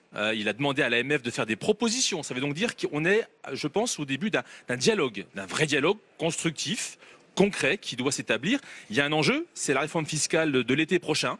Gros dossier. Le dossier est extrêmement complexe, comme celui de la DGF. Dossier très technique, qui vont devoir trouver des solutions concrète pour les maires rapidement, puisqu'il a évoqué l'échéance des municipales et l'exécutif veut donner de la stabilité pour que ces campagnes municipales se passent dans les meilleures conditions possibles, sans ce qu'on a connu en 2014 où vous faites un programme électoral et quelques mois plus tard, patatras, avec la chute des dotations, tout ce que vous aviez prévu ne peut plus se faire faute de moyens. Est-ce qu'à l'issue de ce congrès, Nathalie, entre le discours d'Emmanuel Macron hier, le discours d'Édouard Philippe aujourd'hui, on peut dire que c'est une nouvelle page qui s'ouvre dans les relations entre les maires et l'exécutif? Alors ça, on verra dans les prochains mois. En revanche, Emmanuel Macron et Édouard Philippe, qui s'étaient quand même bien assis sur les corps intermédiaires depuis 18 mois, là on a l'impression qu'ils sont en train de redécouvrir qu'effectivement, les associations d'élus, puis bon, plus largement les syndicats et les autres associations ne sont pas complètement inutiles dans le fonctionnement de la société française. Et s'il y avait, j'allais dire, quelque chose à retenir de ce congrès, c'est qu'effectivement, comme vous l'avez dit, Monsieur Chrétien, il y a une volonté de l'exécutif de revenir à la base et de reconstruire des liens en passant par les associations. Ce que vous avez dit est très juste. Il a parlé de la réforme de la fiscalité locale qui doit être votée l'été prochain en 2019, donc avant les municipales de mars 2020. Mais en même temps, il a dit « je ne la ferai pas sans vous ». C'est-à-dire que maintenant, voilà, la balle est dans votre camp. Ça, c'est quelque chose d'assez nouveau parce que jusqu'à présent, le gouvernement faisait un petit peu fi des associations d'élus. Donc là, on va voir si effectivement ça fonctionne. Je pense qu'il faut faire oublier cette arrogance, ce sentiment d'arrogance que les élus locaux ont pu avoir depuis le début du quinquennat et qui s'est ancré dans l'exécutif, chez le président. Et moi, j'ai senti un président à l'écoute des élus. Il a passé 3-4 heures à faire un bain de foule à l'Élysée, à répondre point par point, et on a vu qu'il connaissait ses dossiers sur la technique, il avait des réponses très concrètes, il a pris du temps, et je pense qu'on a oublié le fait qu'il ne soit pas venu aujourd'hui. La séquence d'hier soir à l'Élysée, franchement, a montré un président à l'écoute, humble, et prêt à répondre pied à pied, point par point, à tous les dossiers qui lui seront soumis. On a beaucoup reproché à Emmanuel Macron d'être déconnecté des territoires, éloigné des élus locaux, de ne pas les entendre. Est-ce qu'il a changé d'attitude ? Non, mais en même temps, faut pas. On n'a pas élu un président de la République qui a derrière lui le passé de quelqu'un qui a été au contact des électeurs. Il ne faut pas se raconter d'histoire. Et en même temps, il faut être cohérent. C'est lui qui a été élu. Et il a été élu sur le thème de « moi, je suis nouveau, moi, je ne suis pas dans le métier politique ». Alors évidemment, l'avantage, c'est qu'il a apporté une certaine fraîcheur. L'inconvénient, c'est que cette fraîcheur lui a empêché, d'une certaine manière, de venir avec son expérience. Si aujourd'hui, d'ailleurs, on ne devait observer caractériser les difficultés qui sont les siennes, c'est pas tellement l'arrogance ou c'est pas la solitude, c'est l'inexpérience. Parce que avoir été élu président de la République sans avoir jamais vu un électeur, ni avoir jamais été dans un quartier difficile, ni avoir consacré du temps à faire comme nous le faisons, des permanences de quartier où on écoute les uns et les autres, on essaie de trouver des solutions, ça fait pas le même parcours. Donc il faut absolument qu'il le compense. J'ose espérer qu'il va le faire. Moi, je suis assez d'accord avec Alain sur le fait qu'il faut maintenant être positif, constructif. On ne peut pas être simplement dans l'opposition bête et méchante. Je crois que le danger extrémiste est tellement important qu'il faut entendre quand même la parole des maires. Et d'autant plus que dans la République, il n'y a pas 36 chefs. Il y a le président de la République pour le pays et les maires pour le territoire. Et je pense qu'il faut se rappeler que le maire, c'est une sorte de médecin généraliste pour les gens. C'est-à-dire qu'ils viennent nous voir parce que bien souvent, ils n'ont pas de relation et qu'on est un peu la relation qu'ils n'ont pas pour les aider dans de très nombreux domaines. Et ce sujet-là ne peut pas être balayé d'un revers de main en traitant les maires, comme malheureusement je l'ai entendu à l'Élysée en parlant de la politique de la ville, de clientélistes, d'électoralistes. Non, on gère des problèmes qui sont ceux du quotidien. Et bien souvent, quand tout le monde est parti, quand les lumières sont éteintes, il reste les maires. Voilà. Et donc c'est important que ça se soit entendu et que ça ne se traduise pas par un resserrement des contraintes, un resserrement de la marge de manœuvre budgétaire, mais plutôt par écoutez, on a besoin de vous et on va le faire ensemble.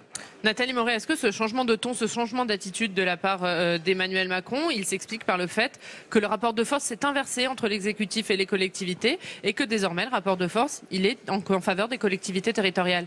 Clairement, mais je crois que c'est en lien avec ce que je vous ai dit tout à l'heure, c'est-à-dire que l'exécutif, donc le gouvernement et le président de la République, ont fait fi des corps intermédiaires pendant 18 mois. Ça, premier point. Deuxième point, l'élection présidentielle a complètement déconstruit la vie politique française et on a assisté à la déconstruction politique et à l'affaiblissement des partis politiques traditionnels. Ces derniers sont en train de se reconstruire, mais pour l'instant, c'est pas fait. On assiste à la recomposition du paysage politique, mais il n'est pas terminé. Et en attendant, effectivement, on a le président de la République qui n'avait pas d'interlocuteur, j'allais dire. Donc du coup, oui, on assiste à ça. D'autant plus que les élus locaux se sont unis, départements, régions, communes, fini les divisions. Est-ce que du coup vous devenez une force d'opposition pour Emmanuel Macron? Non, surtout pas, de proposition. Et je trouve qu'avec Jacqueline Gourault et Sébastien Lecornu, on a des ministres qui connaissent le métier, qui connaissent le terrain. Ils ont réuni les associations de maires dans leur ministère. Ce sera notre ministère, on sera chez nous, c'est ce qu'ils ont dit. Donc on l'entend bien, chiche. Et Sébastien Lecornu et Jacqueline Gourault sont attendus dans les territoires pour répondre à nos problèmes. Je crois que c'est important. Dans ce remaniement, il y a, avec ce ministère des Territoires, la volonté de dire aux élus locaux, nous sommes à vos côtés et pas contre vous. Nous ne sommes pas là pour vous censurer, mais pour vous aider. Donc, à bon entendeur, salut. Et on compte bien sur eux pour être sur les territoires dans les semaines qui viennent. Il y a un petit bémol quand même. Il y a un petit bémol. C'est que le fait que les maires n'aient plus le droit d'être députés a considérablement accru. 2 anciens députés maires, vous voyez. Considérablement accru l'écart entre Paris et le reste de la France. Et ce qui est terrible, c'est qu'aujourd'hui, à l'Assemblée, ceux qui parlent de nous ne nous connaissent absolument pas, ne connaissent absolument rien de nos réalités locales et décident pour nous de choses qui sont parfois totalement surréalistes. Mais ce qui a renforcé le pouvoir et l'influence des associations comme l'AMF ou l'ARF. Non, si je peux me permettre, ce que vous dites est un peu contradictoire parce que c'est pas l'AMF qui fait la loi, c'est le Parlement. Et le grand problème, c'est que dès lors qu'il n'y a plus à l'Assemblée nationale de gens qui connaissent la réalité locale, je dois dire qu'on est parfois un peu tremblant quand on se réveille le matin et qu'on se dit qu'est-ce qu'ils nous ont voté pendant la nuit. En tout cas, on ne regrette pas, Jean-François et moi, d'avoir choisi le mandat de maire parce que c'est quand même le plus beau mandat et l'Assemblée nationale ne nous manque pas. Absolument. Absolument. Je vais remercier Nathalie Moret d'avoir été sur ce plateau. Merci beaucoup Nathalie pour votre éclairage. On va accueillir François Rebsamen qui va prendre votre place. François Rebsamen, maire de Dijon. Un mot puisque vous parlez de Sébastien Lecornu. Sébastien Lecornu, comme Gérald Darmanin, ces derniers temps, quand les élus faisaient part de leurs préoccupations, de leur colère, il leur faisait un procès en politisation. Est-ce que ce procès vous a fait du mal et est-ce que c'est une manière pour le gouvernement de refuser de voir la réalité de vos problèmes? Non, mais ce qui nous a fait du mal, c'est ce fameux hashtag là, hashtag balance ton maire, ça c'est inadmissible. Celui qui a eu cette idée-là, je peux vous dire, je pense qu'il doit être très loin, parce que personne ne peut cautionner un truc pareil. Ça nous a fait beaucoup de mal. Je ne sais pas s'il est très loin. J'en sais rien, je ne sais pas où il est, je ne le connais pas. Ouais, mais franchement, celui-là, il aurait mieux fait de rester chez lui ce jour-là, parce que c'est une insulte qui a été faite à tous les maires de France, de toutes les communes de France, et c'est un peu symptomatique de ce que certains, j'allais dire hauts fonctionnaires ou des gens qui ne sont pas sur le terrain pensent de nous. Et c'est bien que dans ce congrès, on a eu des choses qui soient dites avec sincérité, avec force, avec franchise. Il y a un dialogue qui est installé, mais un dialogue qui est musclé. Et c'est normal de la part de 2 pouvoirs qui doivent travailler ensemble, mais qui ont une responsabilité énorme. Jean-François Copé, ces accusations de politisation, elles sont derrière vous désormais? Non, enfin tout ça, c'est généralement ce qu'on met en avant quand on est un peu pris en défaut. Tout le monde le sait, c'est des vieilles techniques. Les ministres étaient pris en défaut. Non, mais comment vous dire? Je sais bien que c'est le nouveau monde et que maintenant on a laissé les génies prendre en main le pays, mais enfin il faut quand même reconnaître que nous on avait 2-3 petits éléments d'expérience à partager. Si à compter d'aujourd'hui on nous invite à le faire, tant mieux. Enfin, il y a eu depuis 1 an et demi quand même un peu de vaisselle cassée, il faut le reconnaître. Donc il est grand temps maintenant de remettre les choses dans l'autre sens. Alors tout au long de ce congrès des maires et encore dans les semaines qui ont précédé, on a passé des message quand même en disant qu'on en avait assez, que beaucoup de nos collègues veulent plus se représenter. Je pense quand même que le message, il est arrivé au plus haut niveau de l'État. Et puis il faut être honnête. Aujourd'hui, on a un président de la République qui est un peu affaibli. Il a besoin de se trouver des nouveaux relais, des nouveaux alliés, parce que la menace extrémiste, elle est quand même omniprésente et on le voit bien aussi dans la rue, parce que je sais qu'il y a évidemment la clameur et la désespérance de beaucoup de Français à travers le mouvement des Gilets jaunes. Mais enfin, il y a aussi des bonnes vieilles techniques qu'on connaît bien, qui sont celles de partis extrémistes qui fonctionnent sans chef et qui se trouvent derrière des terminologies sympathiques, des réalités d'agitation et de blocage qui sont Et inacceptables. cette colère des territoires, c'est le ferment du populisme? Bien entendu, c'est la raison pour laquelle on ne peut pas rester comme ça. Et il est évidemment indispensable que le président de la République comprenne qu'en fait, ses premiers alliés, c'est les maires, ce sont des alliés objectifs. On n'est pas là pour servir la soupe. On est simplement là pour dire que le pays doit tenir. Et dans une période de crise comme celle que nous sommes en train de traverser, il est capital que les maires aient les moyens de mener leur politique. Et donc, par exemple, la procédure dite Cahors, qui vise à raboter, pourquoi pas, mais à une condition. La contractualisation, hein, je précise, la procédure de Cahors. C'est-à-dire, en gros, on rabote les dépenses de On vous fonctionnement. demande de limiter la hausse de vos dépenses à 1,2%. Sauf que j'aurais trouvé un peu plus, comment dire, un peu plus pragmatique et élégant qu'on tienne compte des villes qui depuis des années le font, parce que là on met tout le monde à la même, on met tout le monde à la même enseigne, et donc ça veut dire que tous ceux qui n'ont rien fichu depuis des années se retrouvent exactement au même niveau que ceux qui ont plus de marge de manœuvre parce qu'ils les ont déjà utilisés pour gérer correctement leur ville. Voilà le genre de choses qui me laisse à penser que les gars qui ont inventé ça, ça me fait de la peine, parce qu'ils sont à Bercy, et j'ai moi-même été ministre du budget, je me dis, dans ces cas-là, on est un peu vigilant. Et ils sont intelligents. Oui, mais ça, c'est pas incompatible, Alain. On a le droit d'être intelligent et de penser que les équations règlent tous les problèmes jusqu'au moment où on est confronté à la réalité. L'intelligence, c'est l'adaptation sociale. Et finalement, en termes d'adaptation sociale, à Bercy, ils ont encore des progrès à faire. Hein. Ça dépend qui les dirige. De toute façon, ils ont des progrès à faire. Dans la reconnaissance du territoire. Il y a une responsabilité de Bruno Le Maire et de Gérald Darmanin. J'ai été ministre du budget, mais c'était du temps où les chanteurs avaient de la voix, hein, c'était il y a très longtemps. Donc j'ai connu une période où les fonctionnaires de Bercy entendaient le message de leur ministre qui consistait à leur dire oui, bien sûr qu'il faut maîtriser la dépense publique, mais on essaie de le faire de manière intelligente, de manière efficace. Donc aujourd'hui, Bruno Le Maire, Gérald Darmanin, ils n'ont pas la main, c'est la technostructure à Bercy qui a pris le pouvoir? Alors écoutez, je vais vous dire, d'abord, moi, que ce soit Bruno Le Maire ou Gérald Darmanin. On peut peut-être s'exprimer aussi un peu. Non, c'est pas pour dire Jean-François, parce que sinon je te laisse la place. Moi, je m'en vais. Je vais vous donner la parole, François Rebsamen, mais juste sur Bercy. En même temps, je suis pas surabondant dans les médias en ce moment. Il vaut mieux en profiter quand je. Oui, enfin moi non plus. Je termine juste. Aucun maire ne l'est d'ailleurs. Vous avez remarqué que les femmes attendent paisiblement qu'on leur donne la parole. J'ai une question, donc je vais y répondre. Après, moi, je m'en fiche, c'est pour vous. Allez, juste, on termine sur Bercy, après on vous donne la parole. Par rapport aux ministres, donc simplement pour dire que c'est pas les ministres qui sont en cause, c'est cette nouvelle organisation qui les a eux aussi, qui leur a coupé les bras. Ils n'ont plus de cabinet ministériel en nombre suffisant. Ce sont donc les administrations toutes seules qui décident, et les ministres n'ont que 24 heures dans la journée et n'arrent absolument pas à tenir l'ensemble des choses. François Rebsamen, je vous donne la parole, je vais juste présenter Agnès Lebrun. Donc Agnès Lebrun, maire Les Républicains de Morlaix. Je vais vous donner la parole. Agnès Lebrun, François Rebsamen, qu'est-ce que vous avez pensé, vous, du discours d'Édouard Philippe? Est-ce qu'à l'issue de ce congrès, vous pensez que la page est tournée des mauvaises relations entre l'exécutif et les maires? Si j'ai qu'un souhait à formuler, et j'espère que le message est passé, c'est que, et ça s'est vu à travers les réactions tout à l'heure des maires de France, c'est les maires de France, ils demandent à être respectés, reconnus, et ils demandent à pouvoir partager avec l'État une même ambition, servir la République. Et donc, quand nous sommes stigmatisés, quand on pense qu'on est trop nombreux, quand on pense que nous sommes des dépensiers par nature, quand on stigmatise les élus pendant des années et des années, et ça n'a pas commencé avec ce gouvernement, ça s'est fait avant et avant. Quand les élus qui tiennent le territoire, qui tiennent la République, tous les jours, ça a été fort bien dit, sont stigmatisés, eh bien à un moment, ils disent stop, c'est plus possible. Et c'est ce qui est en train de se passer. Et donc, le souhait que je formule, c'est que ce message de demande de reconnaissance, de respect, de dialogue, de volonté, de concertation, de négociation, il soit entendu. Vous pensez qu'il a été ? Je souhaite qu'il soit entendu. Moi, je suis pas donc pour le moment, il ne l'est pas, malgré ce qu'a dit Emmanuel Macron hier soir, malgré. On fait le bilan de ce congrès. C'est bien, on verra à travers les actes. Vous savez, c'est ce qu'on dit. L'amour, elle peut être décrétée, mais il faut l'épreuve à un moment. Hein. Donc, on attend l'épreuve d'amour, et l'épreuve d'amour, ça sera la prochaine conférence nationale du territoire, ça sera les engagements qui auront été pris. Bon, le discours lui-même, il est passé à travers les gouttes. C'était pas facile. Il a fait un peu de calinothérapie, ce qui était très bien. Oui, enfin, c'est pas le but, c'est pas de se débrouiller. Le but, c'est de trouver des solutions ensemble. Et il s'est bien débrouillé. C'est quelqu'un d'intelligent, heureusement. Mais je veux dire, c'était un peu techno, c'était un peu de calinothérapie. Voilà. Bon, est-ce que ça répondait à toutes les attentes? Ça pouvait pas le faire aujourd'hui en une seule fois, c'est évident. Maintenant, on va voir comment les choses vont évoluer. Mais je le dis, cette stigmatisation des élus, cette volonté depuis que la loi sur le cumul s'est appliquée, cette rupture qui existe, ça a été fort bien dit, j'écoutais ce que disait tout à l'heure Jean-François Copé, entre les députés et sénateurs.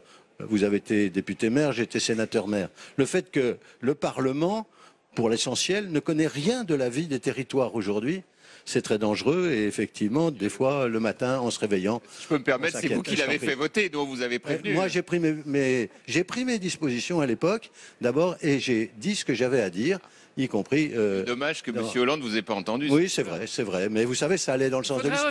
Ça allait dans le sens de l'histoire. Ça allait dans le sens de l'histoire. C'est ce qu'on disait à l'époque. Moi, j'en voyais les conséquences. Je savais qu'on pouvait très bien exercer un mandat national avec un mandat local, un seul, et c'était ça pour moi. Donc c'était une erreur de la part de François Hollande. Mais bien sûr. Et heureusement qu'on peut dire la vérité, et il faut la dire. Et donc aujourd'hui, on dit la vérité aussi. Les pays qui voient disparaître leurs élus locaux, c'est pas les pays démocratiques. Donc nous, on a la chance d'avoir un tissu formidable d'élus locaux qui tiennent la République à bout de bras. Et donc, il faut les reconnaître, il faut les respecter, il faut les entendre. Voilà le message que je veux faire passer. Autre réforme de François Hollande, d'ailleurs, c'est la loi NOTRe. Là aussi, c'était une erreur ? Non, il y a des choses qui sont bien, puis il y en a qui sont moins bien. Des choses moins bien, notamment sur l'intercommunalité. Comme toutes les lois, moi je suis favorable à l'intercommunalité. Donc là-dessus, on ne fera pas dire le contraire. Tout le monde est favorable à l'intercommunalité, sauf que quand l'intercommunalité se transforme en supracommunalité, ça n'est plus exactement le même jeu. Et si on change les règles du jeu... Alors, Édouard Philippe et Emmanuel Macron ont dit qu'ils allaient revoir la NOTRe à la marge sur cette question de l'intercommunalité. Vous êtes satisfaite ? Non, mais je crois que de toute façon, au bilan d'un congrès, on n'est pas satisfait ou insatisfait. On est surtout extrêmement prudent. Les maires, vous savez, dans leur quotidien, ils savent qu'il y a une qualité absolue qu'il faut avoir. Il ne faut pas être dupe. Il faut être réaliste, il faut être lucide, il faut être ambitieux, mais il ne faut pas être dupe. Et ça n'est pas parce qu'on tourne la page qu'on change l'histoire. C'est demain qui nous dira si l'histoire évolue. On a connu des histoires en boucle avec des répétitions. Certains les aiment, d'autres les apprécient moins. Je crois que les maires ne sont pas de ceux qui aiment les répétitions. Maintenant, sur un certain nombre de sujets, ce que l'on peut dire néanmoins, c'est que ce discours de clôture, moi, m'a semblé de facture inégale. Pourquoi ? Parce qu'effectivement, c'était un mélange de listes de courses. On vous a entendu, on a listé les questions que vous posiez et on va vous apporter des réponses probablement avec un calendrier et une méthode. C'était ce que nous demandions, un calendrier et une méthode. Donc sur ces 2 points, oui. Sur le côté... je suis un maire comme vous, je vous ai entendu, mais il faut aussi faire de la technique, parce que si on ne fait pas de la technique, eh bien on ne peut pas y arriver, tout ne se fait pas avec des sentiments, etc. C'était un peu facile, si je peux me permettre, comme recette. En revanche, sur un certain nombre de points, nous l'avons dit et nous le répétons, nous sommes prêts maintenant à ouvrir une nouvelle méthode, mais avec la même exigence. Si c'est pour anesthésier l'exigence et si c'est pour nous dire que nous continuerons à être punis par là où nous sommes vertueux, évidemment, ça n'ira pas. Parce que c'est quand même un paradoxe extraordinaire pour les sujets qui ont été évoqués tout à l'heure comme pour d'autres. Les communes qui sont vertueuses parce qu'elles ont fait des économies avant les autres, parce qu'elles se sont débrouillées pour gérer de façon extrêmement... mature et adulte leur collectivité tout en faisant des investissements, comme par hasard sur un certain nombre de sujets, ce sont celles-là qui sont punies. Donc c'est quand même quelque chose de tout à fait extraordinaire. Et là, du point de vue de la méthode, il faut effectivement que ça change. Si ça ne change pas, nous saurons le dire. Et si ça change, nous saurons être autour de la table. Un mot, si vous le permettez. Juste dans la lettre... François Rebsamen, je vais vous donner la parole à Chrétien. C'est vrai qu'il a moins parlé. Pour continuer ce qui vient d'être dit. Pour les communes qui sont frappées ou qui ont été obligées, parce que c'est quand même la vérité, de contractualiser avec l'État. Il est clair qu'il faut prendre en compte le passé de chaque commune, parce qu'on ne peut pas commencer à l'année 2017 en disant c'est l'année 0 de nouveaux rapports entre l'État et les collectivités. Beaucoup de communes ont fait des efforts, mais ce qu'il faut voir, c'est que chaque commune a sa spécificité, et c'est ça que nous demandons, la prise en compte de chaque commune. Vous savez, il y a des communes qui sont aujourd'hui frappées par la péréquation, alors même, je dis frappées par la péréquation, alors même qu'elles sont des communes de banlieue où la population est pauvre, modeste et qui ne peuvent pas investir. Et donc, on a aujourd'hui à prendre en compte cela. La contractualisation, c'est pas le fait d'être obligé, comme on nous le demande, de faire partout pareil. Et ce que nous demandons, il y aura une clause de revoyure Le Premier ministre l'a promis. On verra ce qui va se passer. Il a fait une avance là pour le département, concrètement. Pour les départements, moi j'attends qu'il fasse exactement les mêmes avances pour les maires, je crois qu'il l'a dit. Tous les maires. Il l'a dit. Ouais, D'abord, j'aimerais relativiser parce que ce contrat ne concerne que 1% des collectivités. 99% des collectivités en France ne sont pas concernées. 50% de la population. Ça relativise quand même 50% de la population. Ensuite, je crois que le président, qui est intéressante, c'est pas le 1%. Dans sa lettre qu'il a envoyée à tous les maires, il a parlé du principe de différenciation territoriale. C'est quand même extrêmement important. C'est la première fois qu'un président de la République met en cause la soi-disant uniformité de nos règles. Et il a bien dit qu'il allait négocier au cas par cas. Enfin, il l'a quand même dit. Il va falloir qu'il le fasse quand même. Et cette différenciation territoriale, mais oui, il l'a dit. Il va falloir qu'il le fasse. Et on sera tous les notaires. On sera les notaires de cette déclaration qu'il a faite hier et qu'il faudra faire respecter. Juste un mot. Juste un mot. Je voudrais un tout petit peu nuancer les propos d'Alain, dont je salue l'enthousiasme, et d'ailleurs pour partie je partage parce qu'on est là pour être positif. Simplement quand même, tout ne plaide pas en faveur des propositions d'aujourd'hui, parce que quand même ces derniers mois, on a déjà entendu de jolis mots de cette nature et honnêtement on a été très déçus. Bon, donc il est grand temps maintenant que ça change. Donc on donne bien volontiers acte qu'il y a une envie de changement, qu'il y a un besoin politique vital pour le président de la République de changer, parce que sinon vraiment il risque de se trouver dans une situation très difficile, mais il faut quand même prendre acte qu'aujourd'hui rien n'a été fait. Sur les quartiers difficiles, la politique des banlieues a été totalement arrêtée et Jean-Louis Borloo qui a été quand même maltraité. Bien sûr, Jean-Louis Borloo qui a été quand même un des meilleurs ministres, si ce n'est le meilleur ministre de la ville de toutes ces dernières années, avec une vraie vision, a été quand même foulé aux pieds par un discours technocratique absolument inimaginable.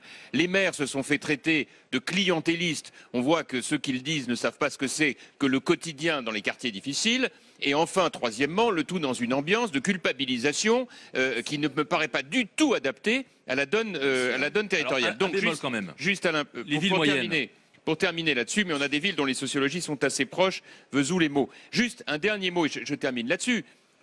En réalité, on veut bien entendre que c'est un nouveau départ.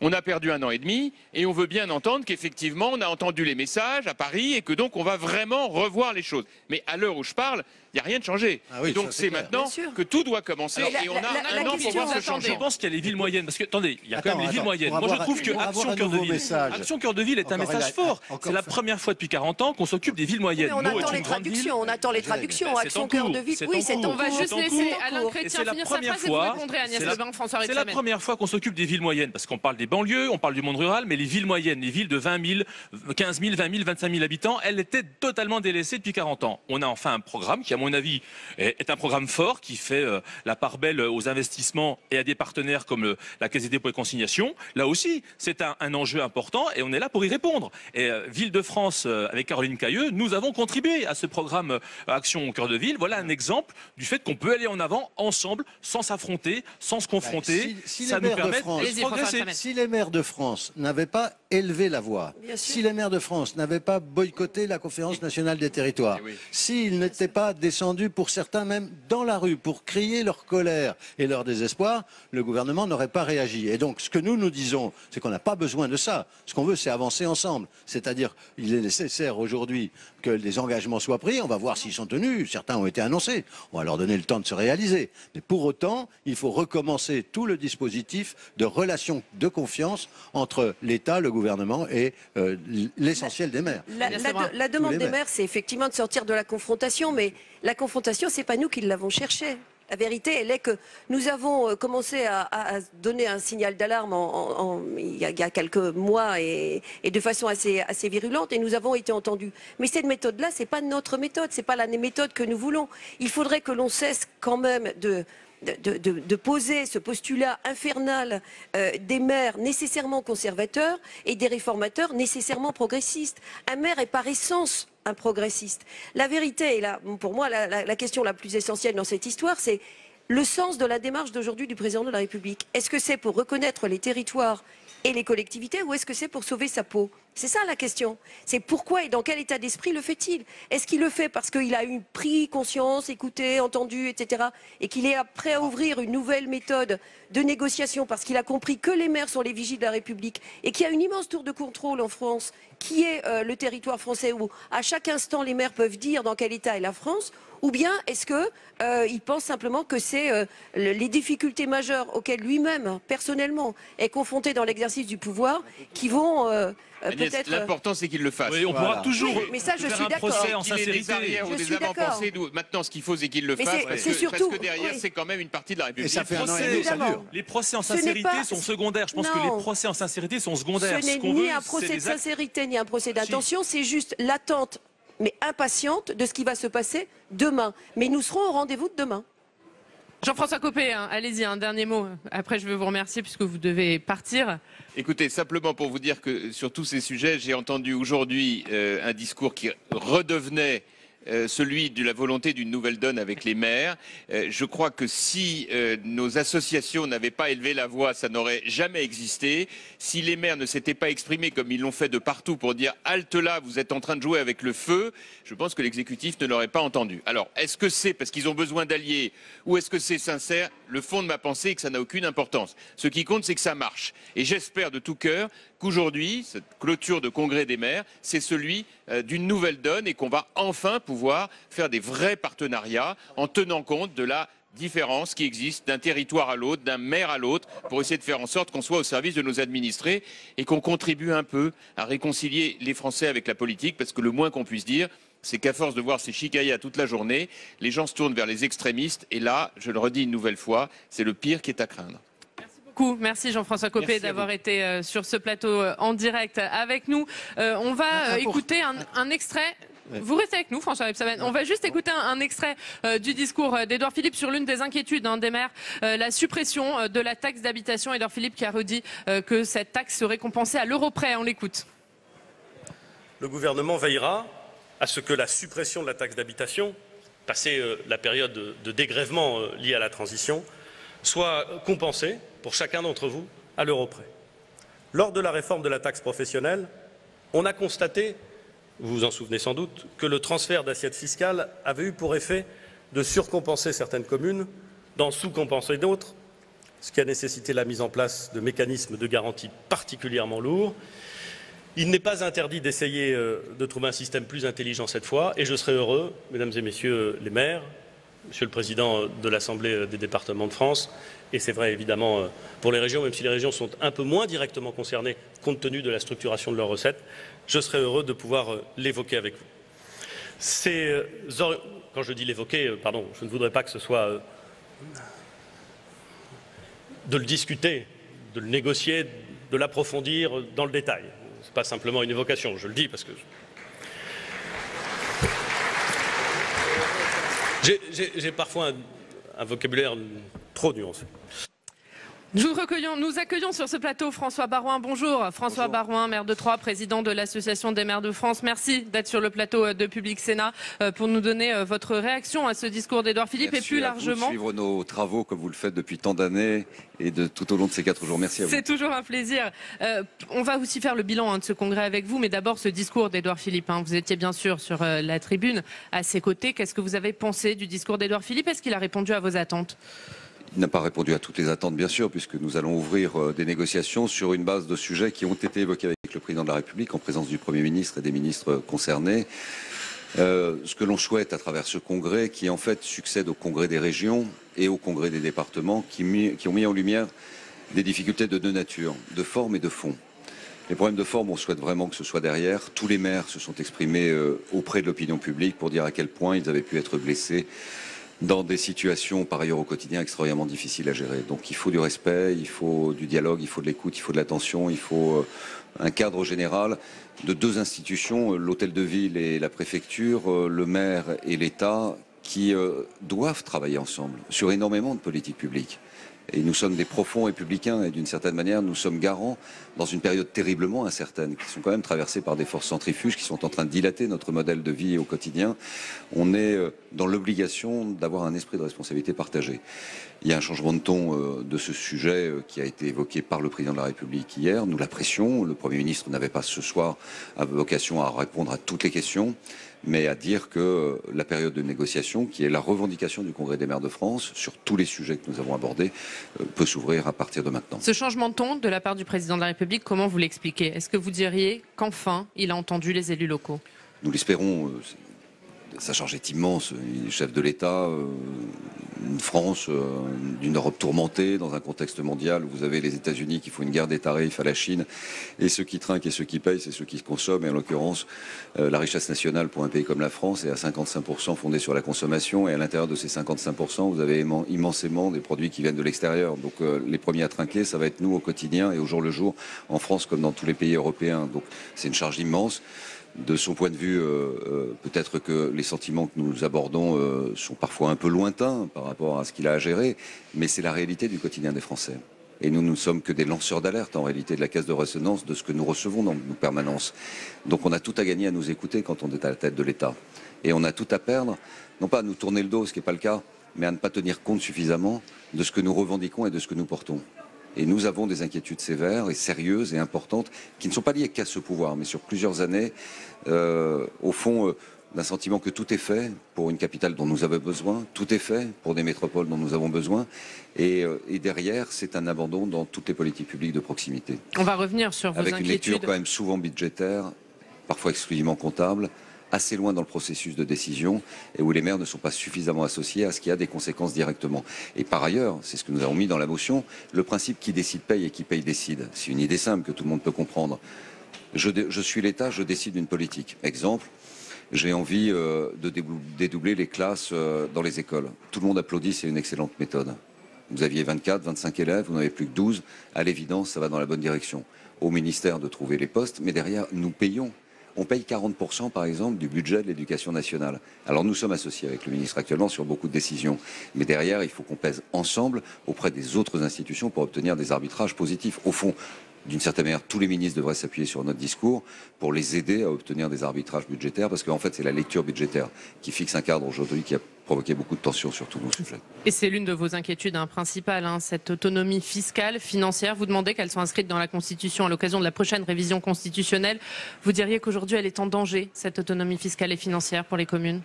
Elle est plus qu'en danger, parce que quand vous avez la suppression de la taxe d'habitation qui représentait une part immense de nos recettes, en l'occurrence plus de 21 milliards, je veux dire, la question du lien fiscal et du lien entre l'habitant et le territoire est rompue.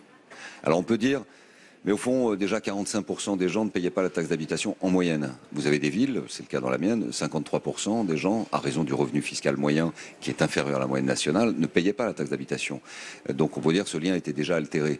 Enfin, si vous prenez, Macron et Édouard Philippe vous disent que cette suppression sera compensée à l'euro près, est-ce que ça ne vous rassure pas? Est-ce que vous n'y croyez pas finalement? Alors, ils n'y sont pas pour grand-chose, mais l'État qui a tenu ce discours n'a jamais tenu sa promesse. Comme d'autres promesses dans une histoire récente n'ont pas non plus été tenues. Ce que j'ai dit dans mon discours, voilà, cet animal est méchant, quand on l'attaque, il se défend. Cet animal est également méfiant avant qu'on lui donne un coup de pied. Donc sur la taxe d'habitation, on va être prudent. Nous allons discuter, nous avons une position qui n'est pas tout à fait la même que celle qu'il y a plusieurs mois, pour une raison très simple, c'est que les départements et les communes de France ont décidé de travailler main dans la main. Nous ne revendiquons pas le foncier bâti. Vous ne le revendiquez plus en tout cas. Voilà, ça ne fait plus partie de notre base de discussion. Ce que nous voulons, c'est une position commune, solidaire des régions et des départements, aux côtés de ce que nous demandons pour un dégrèvement gagé sur l'évolution du coût de la vie, garantissant des recettes et évolutif en fonction naturellement du cadre général du développement de chacun des territoires. Là, la solidarité, elle sera efficace, parce que la plupart des communes sont plutôt en difficulté sur le plan démographique. La plupart des métropoles, elles, sont en grande dynamique vigoureuse sur le plan démographique. Cet équilibre-là, il pourra se trouver. Le meilleur moyen de montrer la sincérité de l'État dans le fait de compenser à l'euro la baisse ou la suppression de la taxe d'habitation, c'est le dégrèvement total. Et d'une certaine manière inscrit dans le cadre général des jurisprudences constitutionnelles. Là, on est sûr au moins d'avoir les mêmes recettes et indexées sur l'inflation. Donc ça donnera au moins une base. Sur cette question de l'autonomie fiscale et financière, vous dites clairement qu'aujourd'hui elle est en danger. Est-ce que pour vous, le gouvernement, l'État veut aller vers la fin des impôts locaux, une nationalisation de l'impôt ? Alors, la suppression de la taxe d'habitation telle qu'elle est faite actuellement, c'est une nationalisation. C'est-à-dire qu'on a remplacé le contribuable local par le contribuable national. C'est 10 milliards, ça a été fait en déficit et pas en dépenses désaffectées des uns vis-à-vis des autres. C'est du déficit pur. On a déjà un gros niveau de déficit.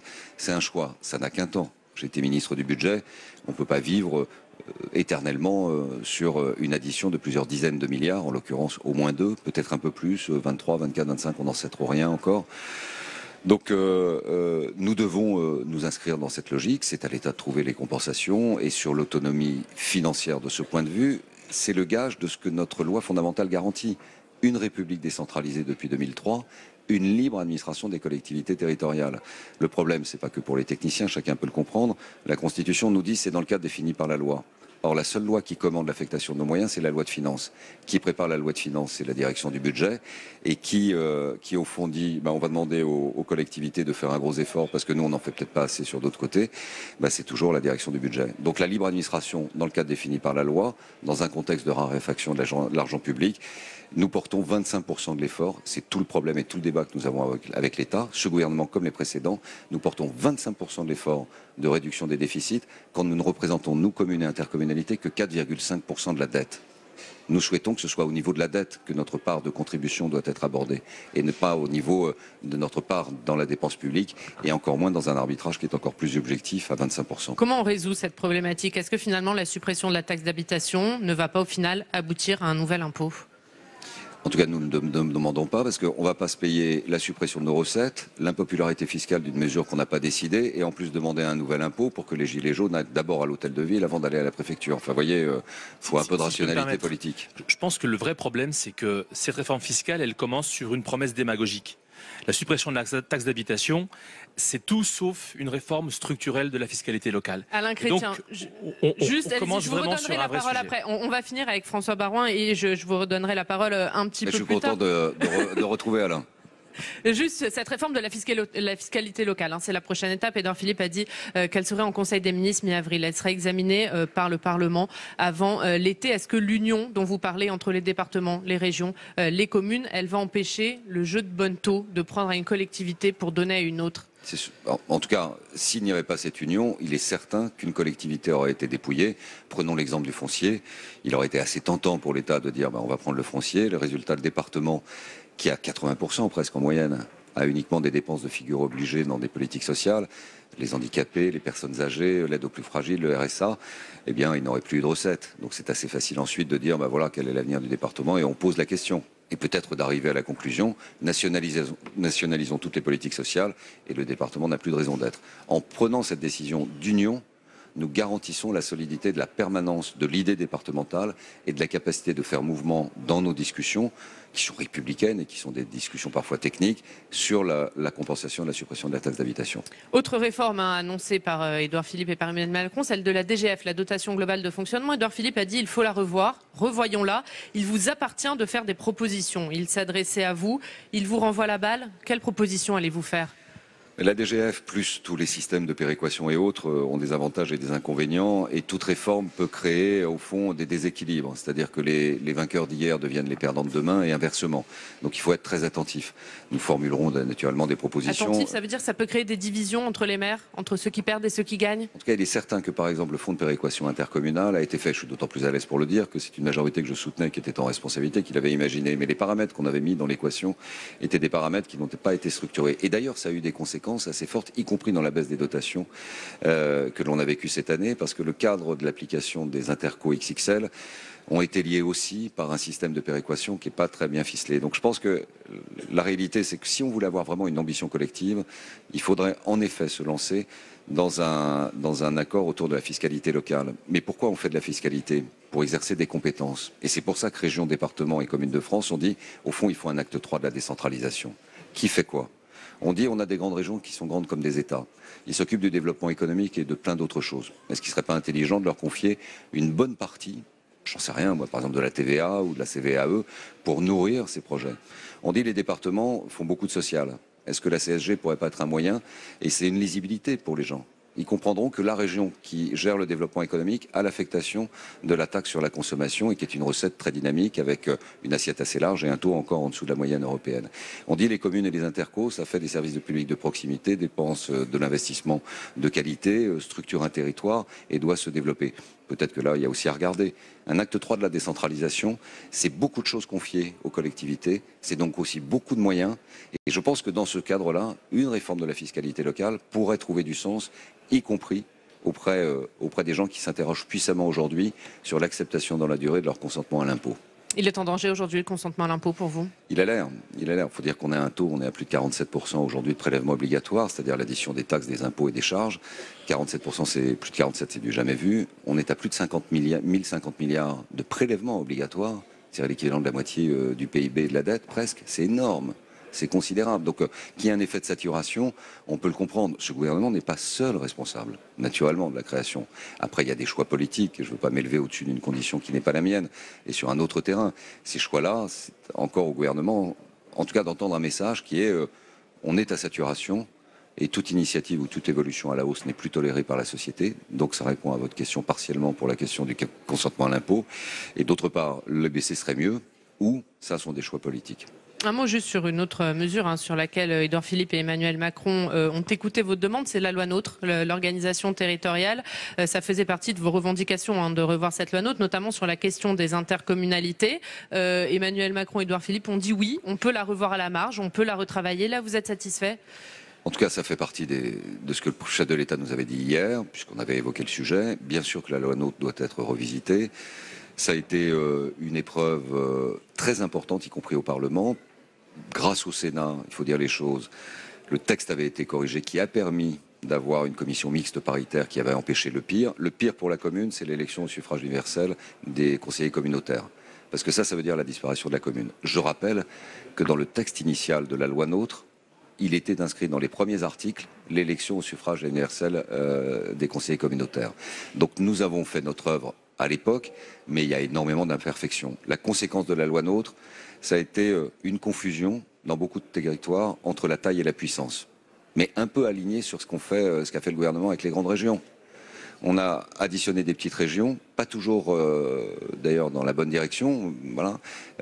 Et du coup, voyant des grandes régions, eh bien, la nature ayant horreur du vide, tout le monde s'est regroupé pour avoir un effet taille, pour pouvoir discuter de manière un peu plus lointaine avec une métropole qui est plus loin en général et avec des gens qui sont plus importants parce qu'ils ont une taille de population conséquente.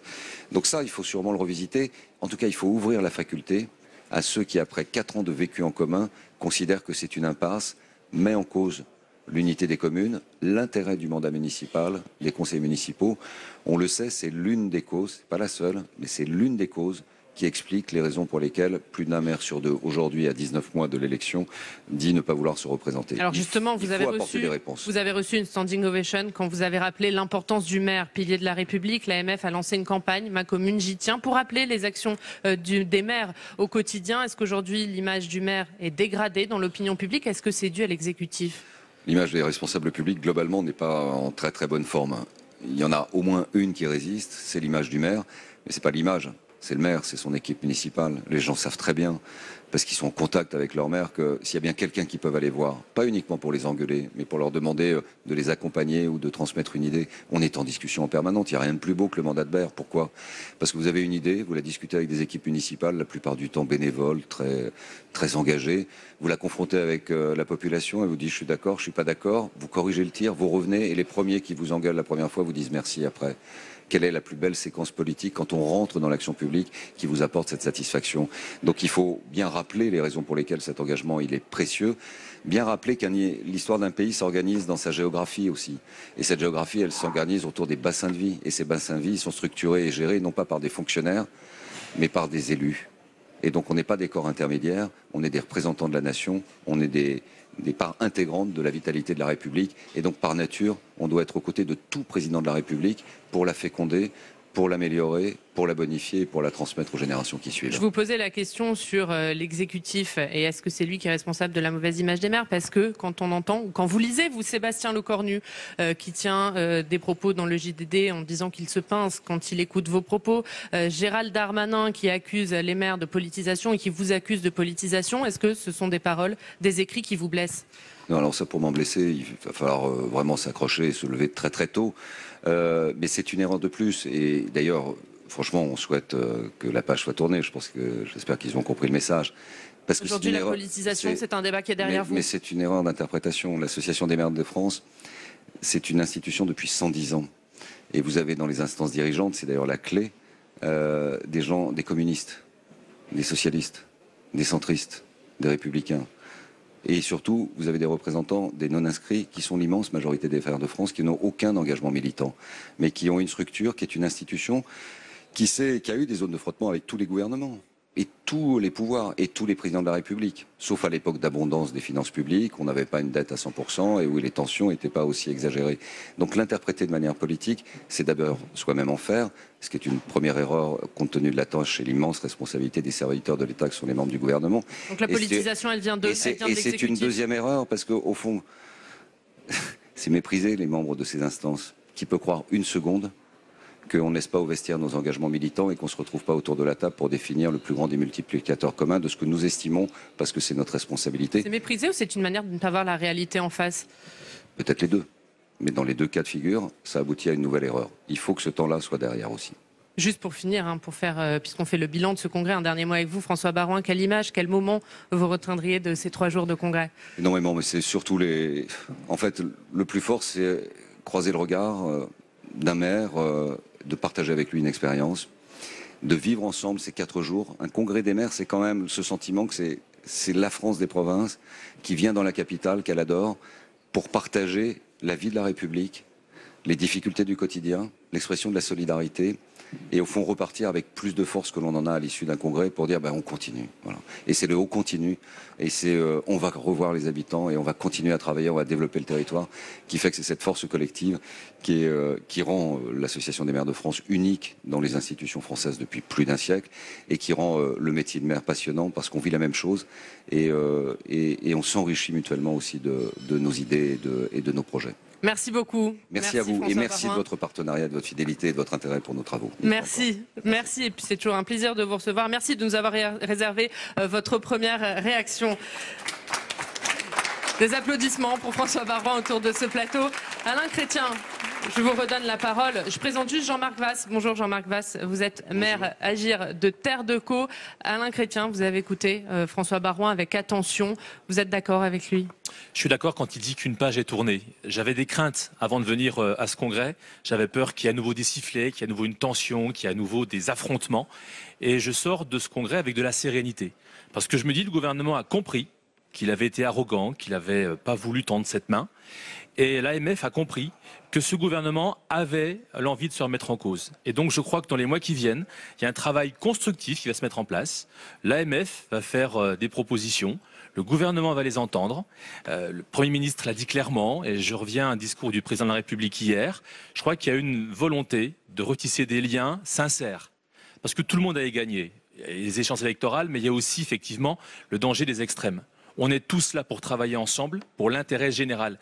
C'est cet intérêt général qui nous lie, et je crois que le gouvernement l'a compris, et que l'AMF aujourd'hui est prête à travailler. Je repars avec de la sérénité, j'étais arrivé avec des inquiétudes, et je pense que c'est partagé par beaucoup de mes collègues aujourd'hui. Jean-Marc Vasse, vous aussi vous repartez avec de la sérénité. C'est une nouvelle page qui s'ouvre? Oui, on était inquiets, bien évidemment, parce que personne n'a à gagner de ce conflit qui était latent entre la représentation des maires d'un côté et le gouvernement de l'autre. Parce que le citoyen, lui, ce qu'il souhaite, ce sont des solutions, ce sont des réponses aux questions qu'il nous pose à tous les échelons. Et forcément, il commence par s'adresser aux maires que nous sommes. C'est notre devoir que de les accueillir. Et c'est aussi, le Premier ministre l'a dit tout à l'heure, on doit aussi avoir le sens de l'État. L'État, c'est effectivement l'ensemble des collectivités locales, et particulièrement des communes, qui sont associées les unes à côté des autres. Et cette réponse au quotidien, elle est, me semble-t-il, complètement essentielle. Alors, on ne peut pas, nous, pour faire le job, être entre le marteau et l'enclume, en quelque sorte. On a besoin de cette confiance-là. Le Premier ministre nous a rappelé le mot, c'était l'un de ses premiers propos. Et on a ce souhait de renouveler effectivement ce contrat entre l'État et les collectivités. On va peut-être redire un mot, Alain Chrétien, de vos attentes et notamment de cette décentralisation. La décentralisation, les élus disent aujourd'hui qu'elle est en danger. Est-ce qu'à l'issue de ce congrès, vous êtes rassurés sur ce point? Mais elle a toujours été en danger. Génétiquement, l'État est centralisateur, ça fait 1000 ans que ça dure. Depuis que l'État existe, en France, il est centralisateur. Donc, quand on part de ce principe-là, on comprend tout de suite que les collectivités locales sont toujours méfiantes par rapport à un État qui est centralisateur. Et donc, ce conflit, il est permanent. Ça permet de relativiser les tensions qu'on a entre les uns et les autres. Et j'ai bien aimé la mise en perspective qu'a faite François Baroin. Donc, quand on part de ce principe-là, on se dit que c'est un rapport de force permanent. Et que quand on règle un problème, eh bien, il y en a d'autres qui surgissent, qu'il faut à nouveau régler. Et donc, c'est cette histoire faite de conflits, de négociations entre l'État et ses collectivités qu'il faut prendre en compte. Et quand on a compris ça, eh bien on relativise toutes les crispations qu'on peut trouver de congrès en congrès. Donc mettons en perspective nos relations et puis trouvons des solutions à chaque problème qui surgit parce qu'il en surgit tous les ans. On parlait avec François Baroin de la loi NOTRe et du fait que Emmanuel Macron et Édouard Philippe ont accédé à la demande des élus de revoir cette loi, notamment sur l'intercommunalité. Vous, l'intercommunalité, vous connaissez bien, Jean-Marc Vasse. Racontez-nous, vous êtes à la tête d'une commune nouvelle, je crois. L'intercommunalité, c'est une chance pour les communes ou un coup dur? La loi NOTRe, on n'en était pas tous favorables. Pourquoi? Parce que y avait eu toute une démarche d'intercommunalité dans le milieu rural avec les communautés de communes qui s'est constituée depuis Jox puis Chevènement. Et il y a eu tout un travail de transfert de compétences, de travail en commun, avec une intégration fiscale qui nous permettait d'obtenir des dotations. Et la loi NOTRe est venue bousculer en disant vous êtes trop petits. Et on a obligé, alors comme si 15 000 habitants, 20 000 habitants, c'était un seuil qui avait du sens. Non, le seul sens qu'il faut retenir, c'est celui du territoire, celui des différentes échelles de bassin de vie. Et la première échelle, c'est le bassin de proximité. Du coup, lorsque on rentre, ça a été le cas pour notre territoire en Pays de Caux, en Seine-Maritime, dans une interco XXL, ce qui est le cas, 78 000 habitants, plus de 50 communes, et en plus de la richesse, 100 millions de budget en fonctionnement. On se dit que rentrer chacun, c'était pas la bonne approche, donc on a fait une commune nouvelle. On a pris une partie du territoire de la petite communauté de communes qui était la nôtre pour faire cette commune nouvelle et essayer de reprendre des compétences qui étaient délaissées par l'interco XXL et d'être en mesure de les assumer d'une part et d'autre part de pouvoir peser davantage dans les décisions d'interco. On est la 5e collectivité de l'interco. La ville-centre, enfin une des villes, puisque c'est multipolaire, est à 12 000 habitants, donc c'est pas énorme. Donc ça veut dire que c'est un large territoire. Mais est-ce que vos habitants, ils ont trouvé leur place ?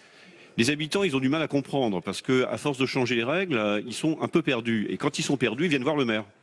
Donc, nous sommes dans l'intercommunalité. C'est-à-dire que le maire doit être, le Premier ministre l'a dit un peu cet après-midi, le maire doit être en capacité à la fois à répondre au nom de sa commune, mais à répondre aussi au nom de l'intercommunalité dont il est membre. Et ça, c'est tout à fait essentiel. Donc, il ne faut pas faire de la supracommunalité au sens où on déposséderait les maires de leur capacité et de prendre des décisions et d'agir, et d'être en capacité aussi d'expliquer ce qui est fait. Donc ils doivent rester acteurs de leur interco. Ça se passe plus ou moins comme ça, il faut bien s'en souvenir. Donc nous avons tenté de faire cette opération. Donc les maires restent acteurs des intercommunalités, parce que par exemple, quand on voit l'étude du CEVIPOF, une des raisons du ras-le-bol des maires, eh bien, c'est l'intercommunalité, le fait qu'ils ne se sentent plus utiles. Ce n'est pas un sentiment que vous partagez? Je voudrais juste ajouter que, bien évidemment, diviser pour régner, plus l'intercommunalité comprend de communes, moins le maire pèse, moins il est entendu. Quand on y va à grouper, on chasse en meute en quelque sorte, du coup on est davantage entendu. Et je crois que dans les interco XXL, le fait de recomposer les territoires, je pense que c'est même une occasion, puisque du coup on ne reviendra pas sur la loi NOTRe, c'est de recomposer des territoires autour des bassins d'hyperproximité, là où il y a un bourg, là où il y a de l'activité, une école, des services médicaux, une pharmacie, etc. Et de dire ensemble, nous avons partie liée, à la fois pour gérer le local et à la fois pour peser dans l'interco. Alain Chrétien, 2 choses par rapport à ça. Il est clair qu'on a tous eu en tête, comme l'a dit François Baroin, l'élection au suffrage universel des présidents d'intercommunalité. Ça aurait été une catastrophe. Et j'espère que c'est sorti de la tête de tous les technocrates parisiens, parce que ça, on n'en veut pas. On n'en veut pas. Le suffrage universel, c'est pour élire les conseillers municipaux qui élisent le maire. Et ça, c'est la base de la commune. Si on déroge à ça, c'est vraiment la fin de la commune et on se battra, je pense que c'est quasiment unanime, contre cette chose-là. Deuxième point, tout dépend de la gouvernance qui est faite par le président de l'intercommunalité. Tout dépend de la manière dont le président gère son intercommunalité. Moi, personnellement, je préside une agglomération de 35 000 habitants. Moi, l'instance essentielle, c'est la conférence des maires. Je ne décide rien sans en avoir avisé les maires et je souhaite trouver un consensus auprès des maires avant d'ensuite déposer des délibérations en conseil communautaire. Donc ça, c'est essentiel. La gouvernance, c'est essentiel si on veut que le maire se sente bien dans son intercommunalité. Dernière question pour conclure. Je reparlais de cette enquête du CEVIPOF. On ne va pas reparler de l'intercommunalité, Jean-Marc Vasse, mais dans cette enquête, un maire sur 2 ne veut pas se représenter. Vous avez envie d'être candidat en 2020 ? Moi, je ne peux pas le dire. La question que je peux dire, c'est... En tout cas, vous ne vous dites pas aujourd'hui que vous ne vous représenterez pas. Non, je suis pas dans... non, j'ai pas perdu le moral et j'ai pas perdu l'envie. Non, ça c'est clair. En revanche, ce qui est important, c'est d'être utile. C'est-à-dire qu'à un moment ou à un autre, on doit être la personne en situation de porter un projet. J'entendais parfois certains dire on a changé de modèle, on a fait des communes nouvelles et ça marche pas. Ça veut dire aussi qu'il faut changer de logiciel. Et ça, c'est tout à fait essentiel. Alain Chrétien, même question très rapidement, un mot, 10 secondes. Vous n'êtes pas découragé? Vous avez envie de vous représenter? Ça me passionne et c'est clair que être maire, c'est super. Super, ce sera le mot de la fin. Merci beaucoup, merci à tous de nous avoir suivis pendant ces 3 jours de congrès Public Sénat installé au cœur du 101e congrès des maires de France pour vous faire vivre cet événement. Un grand merci à toutes les équipes techniques et de production qui vous ont permis de suivre ce congrès. Grand merci aux équipes éditoriales, un merci tout particulier à Juliette Beck et Alice Bardot pour la préparation, à Cécile Even pour l'édition et puis surtout merci à tous de nous avoir suivis. Très bonne soirée sur Public Sénat.